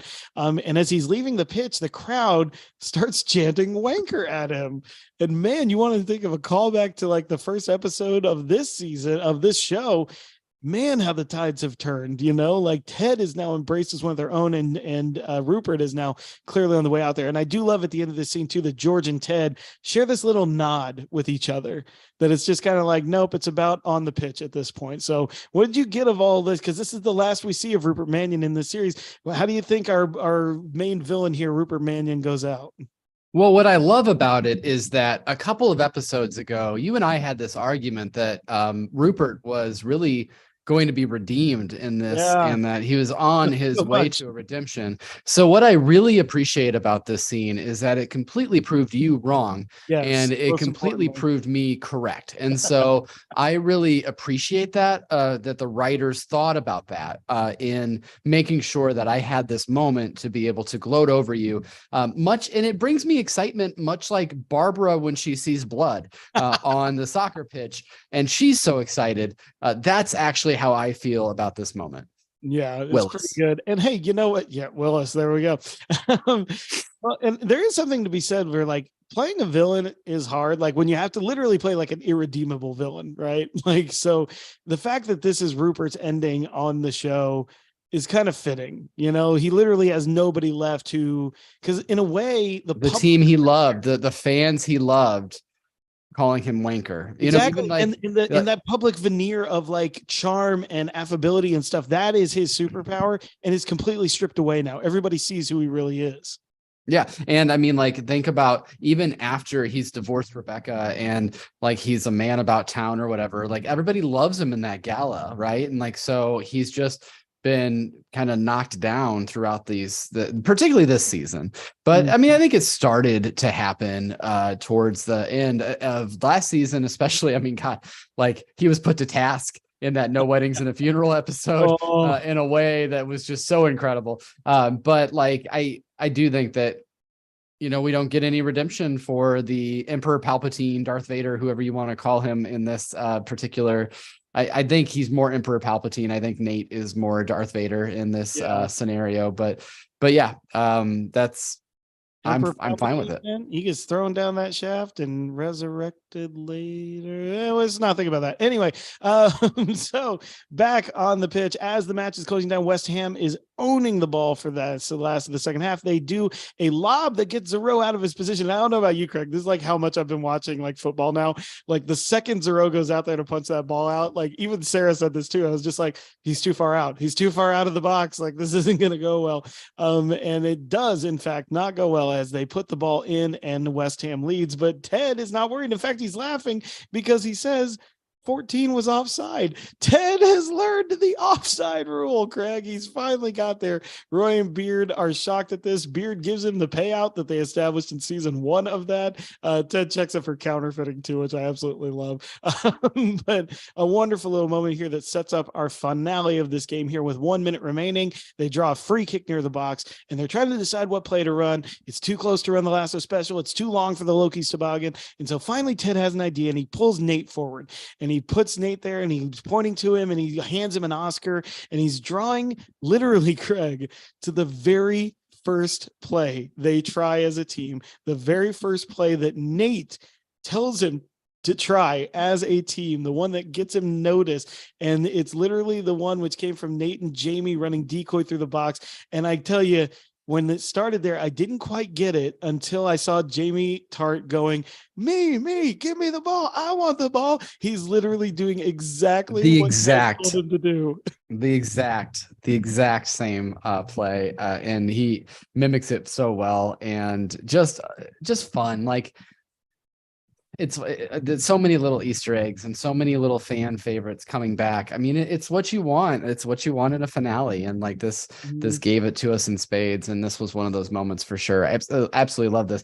And then it comes back to the idea, like I was always saying, like that I hoped that Jamie Tart makes that final pass, much like he does it playing for Man City at the end of season 1 in The Hope That Kills You. And like it kind of in a way, he does that, right? Like, because he is the decoy. Everybody thinks that the ball is going to go to him. And so Sam is able to get out on the wing. And of course, Sam is able to ultimately score what amounts to our winning goal. And just beautifully executed and such a fun way to call back to the first season as well. Yeah, and I mean, a couple of more amazing things about this, not just that Sam, of course, in that trick play that they ran in the very first, in episode 3, I believe, Trankrum the Independent, Sam is the one who takes the goal there as Jamie's running decoy through the box. So again, the symmetry is just amazing here, but I also just love like a little part of me just in my heart rejoice because right as Sam is about to kick this ball, we cut back. And what does Ted say, Craig?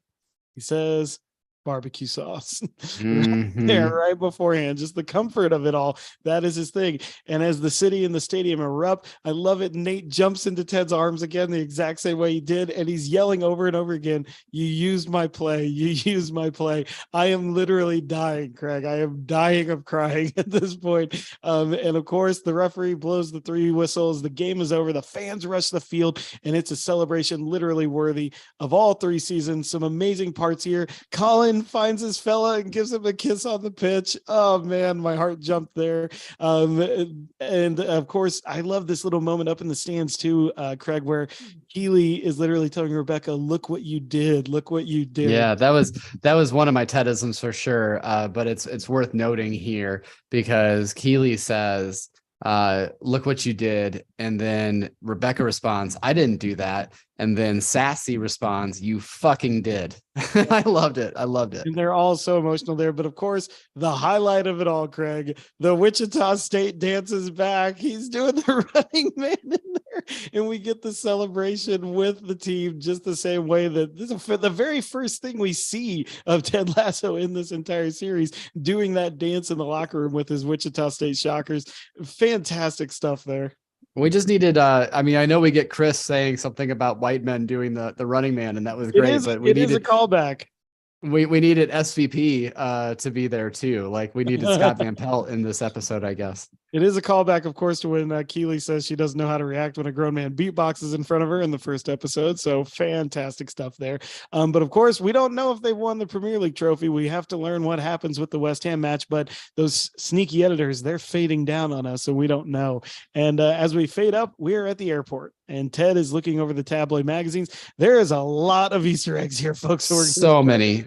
Try to get through the big ones here. So the Sun is reporting that Rupert is out at West Ham, so he has lost the team.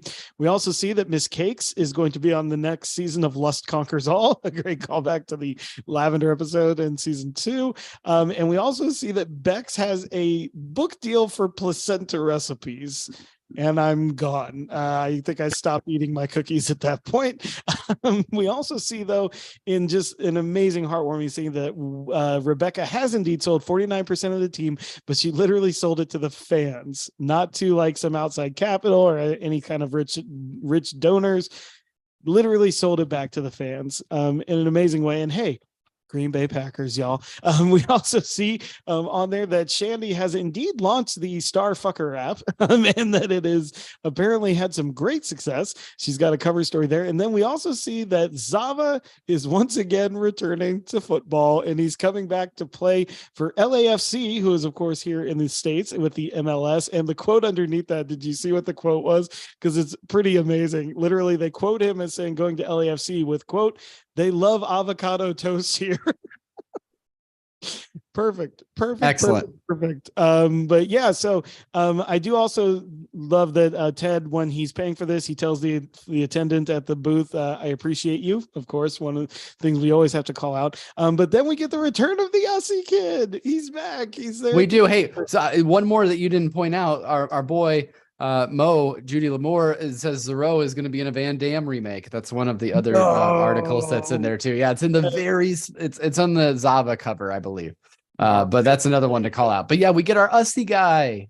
And this is great because this is where we learn that Man City did in fact win their match with Liverpool. Now, okay, are you okay with like really the Usty guy announcing that to us? Were you okay with that? I'm fine with it because of what it's trying to say here, which again is kind of that it doesn't really matter if they do win or not the championship of the Premier League. They've won life, really. And look, I know that is cheesy as hell to say, guys. It's very, very cheesy to say. But I mean, again, it is just kind of trying to subvert the expectations. You don't always have to win the big championship to win, and so I think definitely just everybody's arriving at the place where they need to be. But the fact that Ted's going to comment on that when he gets on the plane as well, though, it does kind of go there. But Ted does say that he's going home for good.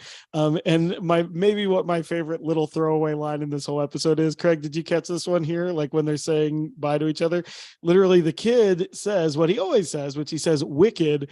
And as he's walking, oh yeah, of course Ted I caught this. Come on. Ted says, yeah, because of course musicals, people. Absolutely. Wicked. Kinky boots. I love it immediately. Yeah. Well, we're not done yet. At the gate, Rebecca is there waiting for him. She buys a ticket literally just to see him off. And they share some little banter here, but eventually they both say thank you to each other at the same time. And then they say it one at a time to each other. And Craig, I don't know about you, but I was feeling every bit of this. Yeah, same here. Again, it's kind of like that scene earlier where they're sitting in those iconic chairs that we see Roy and Ted talking about. Ted getting the bad news of like Roy Kent needing to sit out of the final match. And like we see that acting go on in that setting, and now we see it in the airport. These two, just Hannah and Jason, have such good chemistry together, and the acting is just marvelous in this. And this is I'm sure this is another cry counter for Mark. I mean, it was for me. Like this was so heavily emotional to see these two together like that. Yeah. So as Ted enters the plane, Beard is with him. He has basically the same conversation they have on the plane in the very first episode, which is like, are we nuts for leaving? Because we came so close to winning everything. And Beard is starting to get emotional here. He tells him like he can't go. He's in love with Jane and he doesn't want to leave. He also, though, doesn't want to let him down or abandon Ted. And Ted tells him he's not. He says it's okay.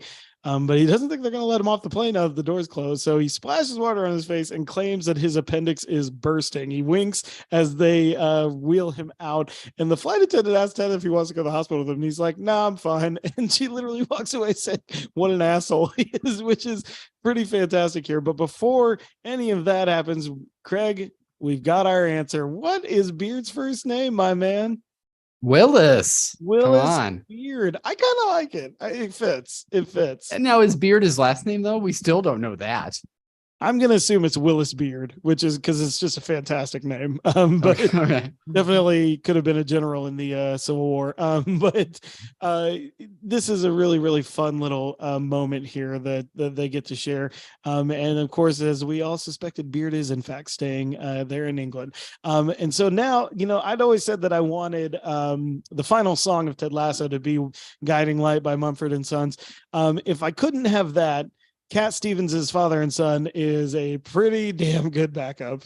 This song is incredibly emotional as it starts playing here, and we get to see a giant montage of things. And so I don't know if I want to say this beforehand or afterhand, but let's just kind of go through what some of these are, because it's important to see at the end of this theory I'm going to give out to you. So we see Rebecca walking out. She sees a little girl running towards her. The little girl falls down, and as she helps her up, she sees that her father comes up behind her, and it's the damn floating Dutchman. He's back. And as one of our friends called out, now officially the Flying Dutchman. He is a Flying Dutchman now, yeah. He is a pilot, but he is there, and she finally tells him her name. Now, we don't learn his, but it appears that maybe this is the family that she is now going to have, being a mother to this little girl and the man she had such a connection with. On the plane, Ted opens Keely's gift, and it's literally the Richmond snow globe she was going to give to Barb before Barb decided not to leave. Back in the office, Trent is wearing his Golden Girls t-shirt. That's his final t-shirt of the series here. And he sees Beard's manuscript with many edits. It's got little flag, paper flags and stuff in there. And it says just a few thoughts. But then he sees Ted's notes to his book, and Ted tells him that he loves it. And he says in the margin, "One small suggestion. I'd change the title. It's not about me. It never was, Ted." What was happening to you when you read this, Craig? Because I, again, lost it. Well, it's just a message to all of us, I mean, it really is in a lot of ways that. This show has become so much more than Ted Lasso. And in this season, even, there's been gripes and complaints that Ted has become more of a tertiary character. But it's because we've fallen in love so much with these other characters and these other relationships. So we also have such an investment that we want to see them either succeed or we want to see their triumphs and their defeats. And we are covering them too. And it's a joke that we had to have a preliminary Emmy for Ted Lasso actors to just get into the main event because they all deserve one. It wasn't ever about, it was never about Ted. And in a way, it was never about Jason Sudeikis. And I think that's what he's telling us here.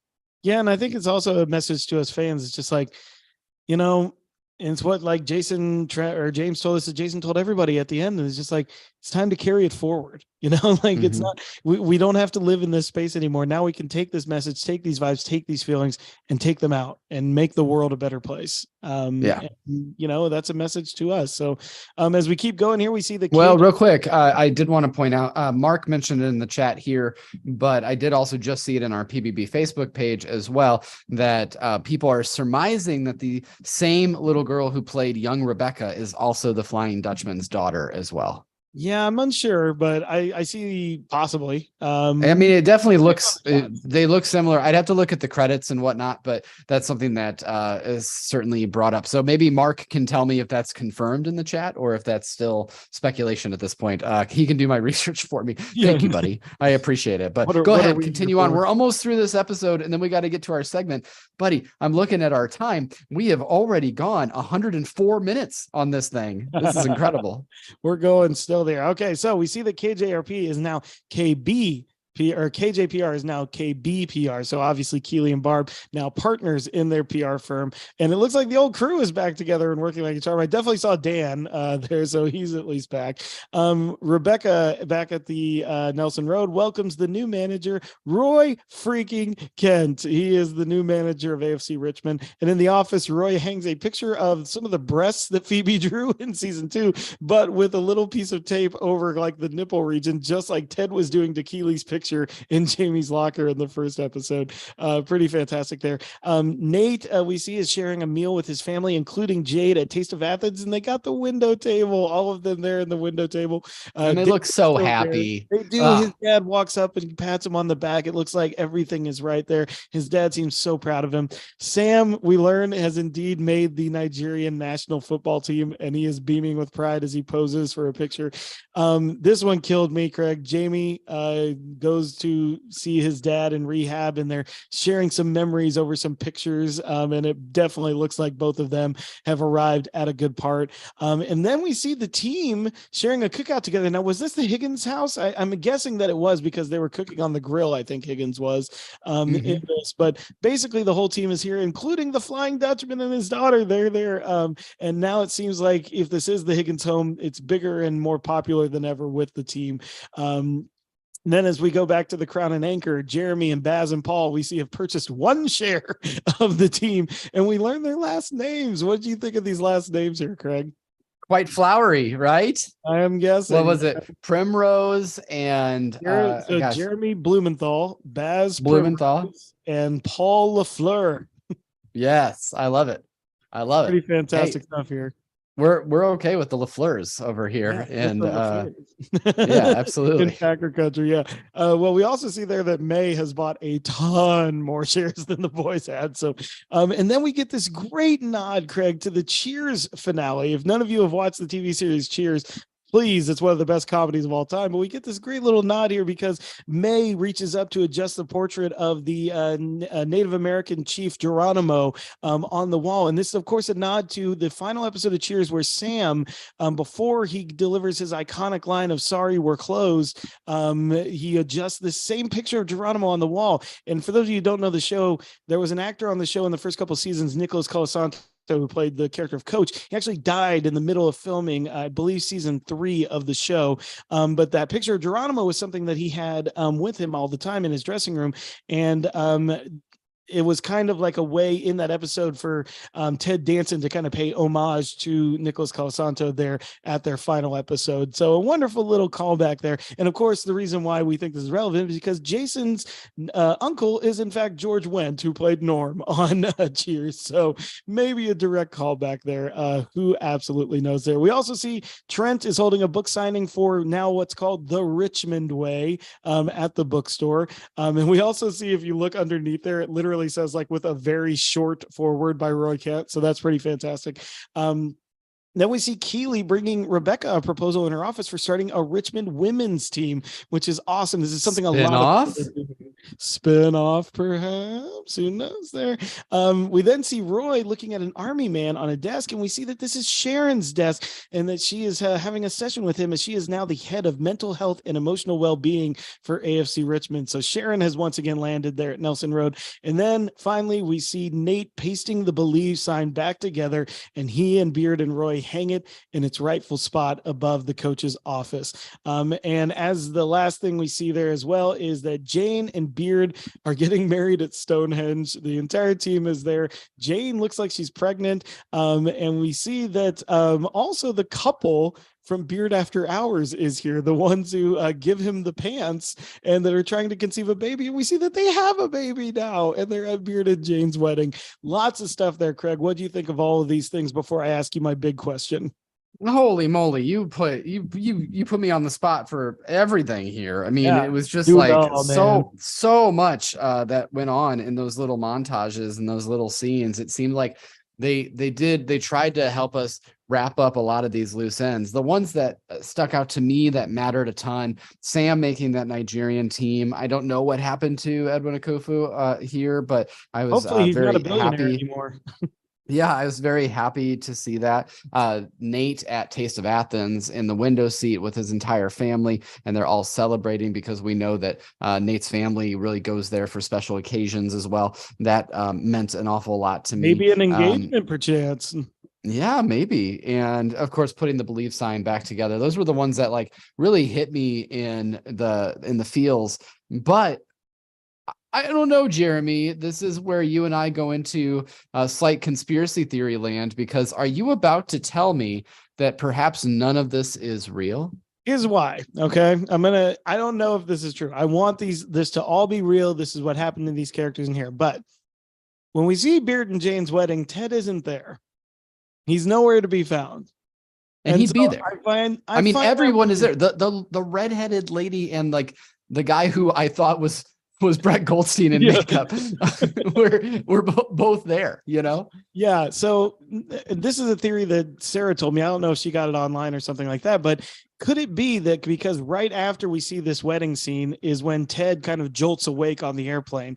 Could this be what Ted hopes happens to these people after he leaves AFC Richmond, after he leaves England to go home? Could we be seeing what Ted hopes is going to happen with all these people as opposed to what really happens with them? What do you think? Yeah, I mean, I could see that. You know, it's very clear to me that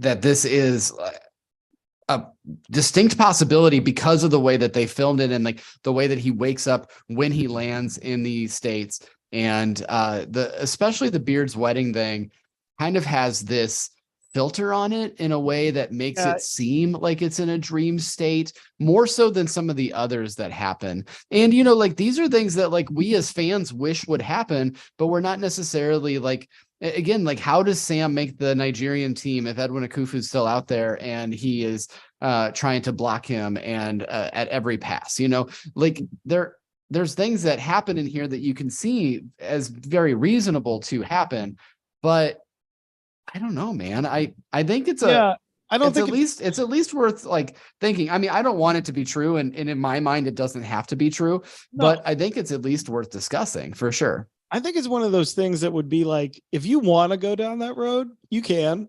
And I don't think it cheapens anything because at the very least, like what if it is like Ted dreaming of what he hopes happens to these people? That's a wonderful dream. You know, it's a wonderful dream of like seeing all these people like experience their happiness in the ways that they want to.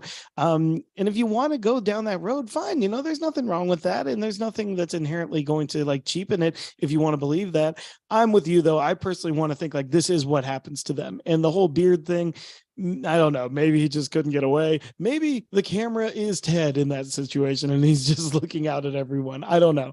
But it is interesting. Like him not being at Beard's wedding is a very interesting thing there. So I'll leave it to you, the listeners, but let's wrap this. Oh, well, we have a listener comment that I'd like to read you out of the chat. Now, I am so sorry. I would try to pronounce your name and I would absolutely butcher it. So my apologies in advance for not saying your name. But it says, when Ted was in the altered state in Amsterdam, he saw Nate as a waiter. He's reading a book on hallucinogenics on the plane. Maybe he's seeing the future. Oh, premonitions. We already have one of those with Tish this year. I like that theory too. Yeah. And then Carol thinks that it's real though. Brandon, actually, okay, so Brandon Davis is watching along with us. Thanks, Brandon, for staying up with us late. Goodness gracious. Brandon has this is like personal life of front row host. Hopefully he's okay with me saying this. Brandon starts a new job tomorrow. He needs to go to bed. But so Brandon says Keeley's snow globe could be an homage to the Saint Elsewhere finale, meaning none of it happened. No. We're not going down that road. That is one of the most notorious finales of a series of all time. We are not going down that road. All right, you ready to wrap this thing up, Craig? Ted, he is awakening on the airplane as he's landing. He drives home. The music is literally swelling there, and it literally builds to its biggest crescendo as Henry just bursts through the door, running out to meet him. Ted is finally home. His love story is complete. He is back with the love of his life, Henry Lasso. Michelle is also there greeting him at the door. We don't see Dr. Jacob. Who knows? Who even cares? Ted is back home where he needs who knows? Who cares? They do go inside as the camera pans up, and when we pan back down, we see that Ted is now coaching Henry's under soccer team. Henry misses an open kick and is very hard on himself. Ted calls him over and asks him, "Hey, what do we say?" And Henry says back to him, "What we tell you guys at the end of every episode: be a goldfish." And Ted looks at the field, and he looks like he is finally at peace. And our boy Ted Lasso is all done. Craig, thoughts That last shot, it's that last shot from the beginning to the end of the season. We've got such a disheveled, we've got such a disheveled looking Ted Lasso at the beginning of the season, seeing his son leave him. And now we have a content Ted Lasso coaching his son's team and being there for him. Number 9, Henry Lasso, of course, because his favorite player going all the way back to season 1, Mr. Jamie Tart. So I like that little touch that they had there too. This is the most nitpicky thing I could possibly say about this last moment, but I did kind of wish that be a goldfish was the last thing said. I know, right? We get like a get back out there boy from Ted, and then we get like a come on, Henry, let's go. And then that's the end of the series. Right, it's tertiary, man. Be a goldfish is the last line. We're just going to call it. Yeah, I get that. And I mean, it may be a bit on the nose is what what the writers or even the editors thought. We'll have to we have so many questions that we're going to ask AJ and Mel, but oh my God, what an absolutely beautiful finale. I mean, I know we're going to get into Tedisms here, but oh gosh, they stuck the landing in so many ways for me. I had very few criticisms of this finale. I know that some people out there won't be happy about it, but I certainly am. And gosh, I put it, my status last night or this morning, I guess, because Apple was cruel to us and moved this back 3 hours just for funsies. But my status was just thank you, Jason. Thank you for this art that we were all able to experience. And thank you for this show that taught us how to believe. And this show that told us we shouldn't fight back. We should fight forward. And just all of these Tedisms that we now know and love, the idea of being a goldfish and being able to move forward, onward, forward, all of these that this show brought us.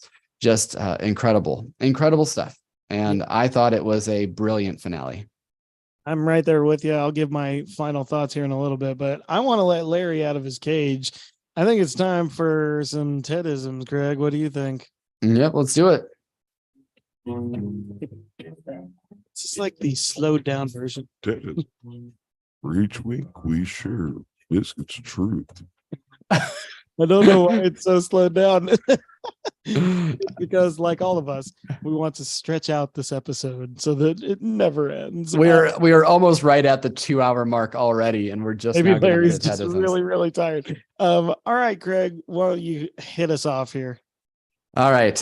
So let me get into my Tedisms doc here. God, so many good ones throughout this episode. I loved actually one of the first one for me was from Thierry Henry. And it said, this was at Soccer Saturday, and they were talking about how they had all predicted Richmond to come in 20th and to come in last and be relegated. And then Tyrion says, sorry, Gary, I only remember my victories. I have no room in my brain for anything else. Like Thierry Henry is great in this entire series. The limited parts that he's there, he's got a lot of personality. But of course, I just have to go and like, shut up, Thierry Henry. Like, absolutely, I need that on a t-shirt. Patrick, make it happen, man. Absolutely. You got to the next one. Yeah, well, I just love Trent's little line here when he gives out his manuscript. He says, I won't, like, telling him, like, if there's anything they want taken out. And he's like, I won't take it out, but I'm more than willing to tell you why you're wrong. I love it, man. Trent being the catty little bitch. Absolutely. I had another one. I loved the play. Like, we got to get a Jane Payne here. So when Beard walks in and says, sorry for all the noise. And then Jane walks in right behind and goes, morning, nerds. You're welcome for all the noise.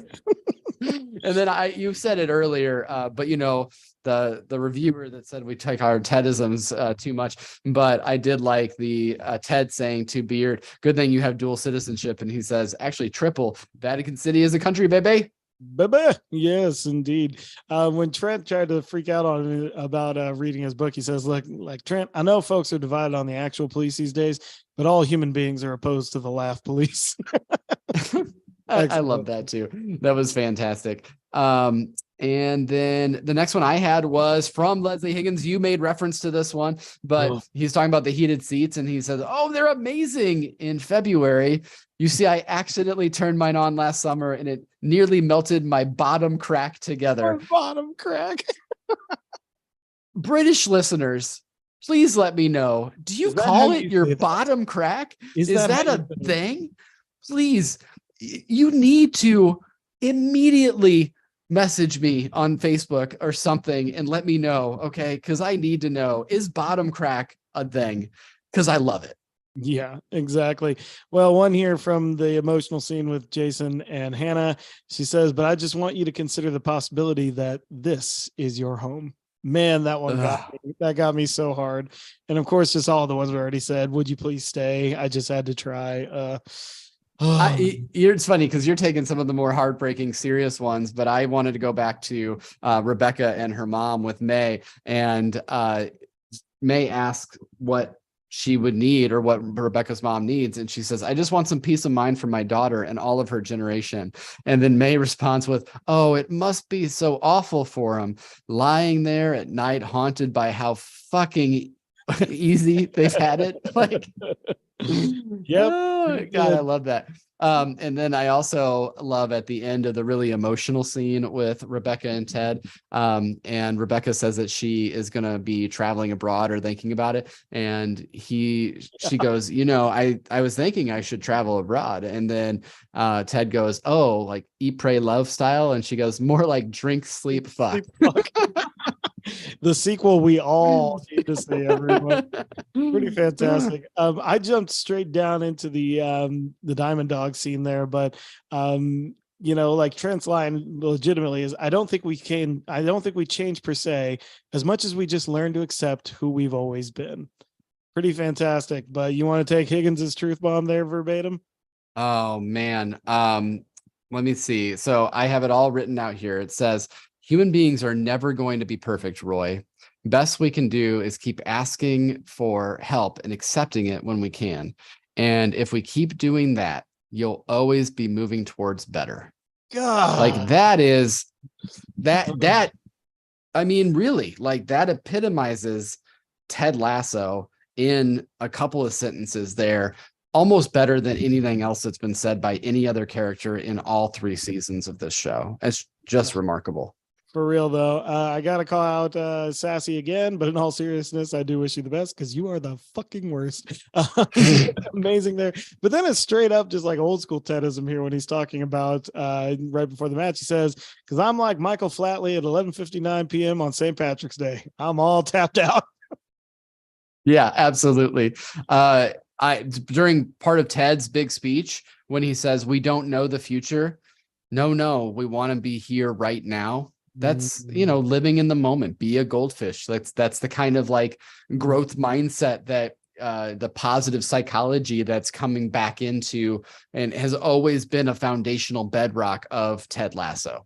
Yeah. So I'm saving the big end of that one for the very last one, because I think that's exactly the Tedism we need to end on. But I get that. I won't say it then. Yeah, I do like when he and Rebecca are talking at the airport, though. She says, "Well, Ted, you're going home to your family, and I actually want to stay with mine." Oh, man. I think it bears repeating at the end of the match. I know I just said it, but Keely saying, "Look what you did." And then Rebecca immediately responding saying, "I didn't do that." And then, of course, her other best friend, Sassy, saying, "You fucking did." And like, no, I mean, of course she did. Like, she had this scheme, right? This major league subplot that we all have talked about and know about. But even in the bad decision making, she was in the bad way that she was going about that because she wanted to hurt Rupert, she still did something great. And she was able to change amongst herself too, and to be able to show that growth. Just this show is so beautiful. Amazing stuff. You got any more before I hit the last one here? We've already talked about them. I had Wicked, Kinky Boots, and then I also, of course, had Henry Lasso saying, be a goldfish. But why don't you hit him with the last Tedism? The last Tedism of our recap pods. Here it is. My God. Well, if it's going to be that, it's the one we have to end on. I know folks like to say there's no place like home, and that's true. But there ain't a whole lot of places like AFC Richmond either. And my God, Craig, I'm crying right now. Like just saying the line. Oh, buddy, what an amazing ride this has been. You know, I mean, just we are going to continue this show, and I just want to express so much gratitude to anybody out there that could be listening. Again, I know just by the way that these things work, that this will be our most downloaded episode, and that we might lose some folks after this. So just thank you for the opportunity to share our thoughts on these episodes with you. If there happens to be anybody in the creative team of this show, thank you for allowing us to continue doing what we have been able to do, and to be able to see this art for what it is, and to be able to break it down, and to have such interesting things that we can talk about week in and week out with this show. I talked so much about how this show got me through the pandemic. It got me into running. And now, guys, it's really gotten me through a divorce, you know? And so like this show means so much to me and to so many other people out there. And to have been able to share some of that with you, and for you to listen to us, is just something that I am forever grateful for. So thank you to all of you out there for listening to us. Yeah, I can't say it much better. We love every one of you. And yeah, you know, we love podcasting and breaking down art. That means a lot to us. So we're going to keep doing that no matter what, whether with the Front Row Network, NPR Illinois, whether on this podcast feed or another one. But I feel like the community that Lasso has brought together has really just made the world a better place. It's made my world a better place. It's made, I'm sure, all of you listening, your world a better place. And man, how rare is it for a piece of art to do that, especially in today's, you know, pop culture climate. Unabashedly positive, unabashedly kind and curious and not judgmental. This show, I think, is going to live forever, not just because of how good it is, but because of the message it gives us and the hope that it gives us. So again, you already said it, but Jason, Brett, Joe Kelly, Bill, you know, Nick Mohammed, Bill Lawrence, everybody who wrote or did anything for this show, man, you guys made an impact in this world. And I hope that you know that every single time you watch an episode, or every single time you see a comment online, you made a world of difference to these two podcast hosts. So thank you very much. But hey, folks, we're not done. We're going to keep going again. We're going to be talking to Mel and AJ here next week. It's going to be fantastic. Send us the questions you want to know, because now you've seen the whole series. So I imagine we have a ton that we can get to. Oh my gosh, this is going to be such a fun episode, guys. I love these two. The fact that they've listened to some of our recent episodes after post-production wrapped and everything. And we've been emailing back and forth, and they've put in bits of pieces of things from the show into our Facebook page and everything else. I cannot wait to talk to these two. So we're going to start a thread for sure, getting your questions and trying to get as many of those answered. So make sure you do join the Peanut Butter and Biscuits Facebook page, because we're going to continue that positive community over there, even if the show is not going to be returning, or will. And, who knows, maybe it does return at some point, and that we'll be running back to our microphones. But as we mentioned at the beginning, we are going to continue this show with following through shrinking. And so we're going to keep it on this exact same feed. We're going to kind of change and maybe alter the title just a little bit. I think PBB Shrinks makes a whole lot of sense for that and the logo particular. just really tiny on the. What I was thinking is the logo can be like our little guys, very tiny next to like a very gigantic, like movie style Shrinks. That's what I'm thinking. And now I'm not the graphic designer, so Jeremy, go out and do that for me. But I'm excited to bring that to you. We know that we owe you a West Wing episode for making that Facebook page happen, and we will absolutely get that to you too. So there's a lot more content coming from Peanut Butter and Biscuits. And just again, thank you so much to all of you for following along. And we can't say it enough. You're all amazing. So thank you. Here. All right. If you want to find more from us, go to the Front Row Network on Facebook, or of course, Peanut Butter and Biscuits on Facebook, Instagram, Peanut Butter Biscuits Time, or PBBFRN on Twitter. And of course, you can always find us at our NPR home, nprillinois.org/program/front-row-network. All right, folks, we've been talking for a long time. My voice is giving out. We will see you again really, really soon. But until then, so long, farewell for Peanut Butter and Biscuits. I'm Jeremy Geckner. I'm Craig McFarland. And as always, everyone, and as Henry Lasso says, be a goldfish. Be a goldfish. Onward, forward. Onward and forward.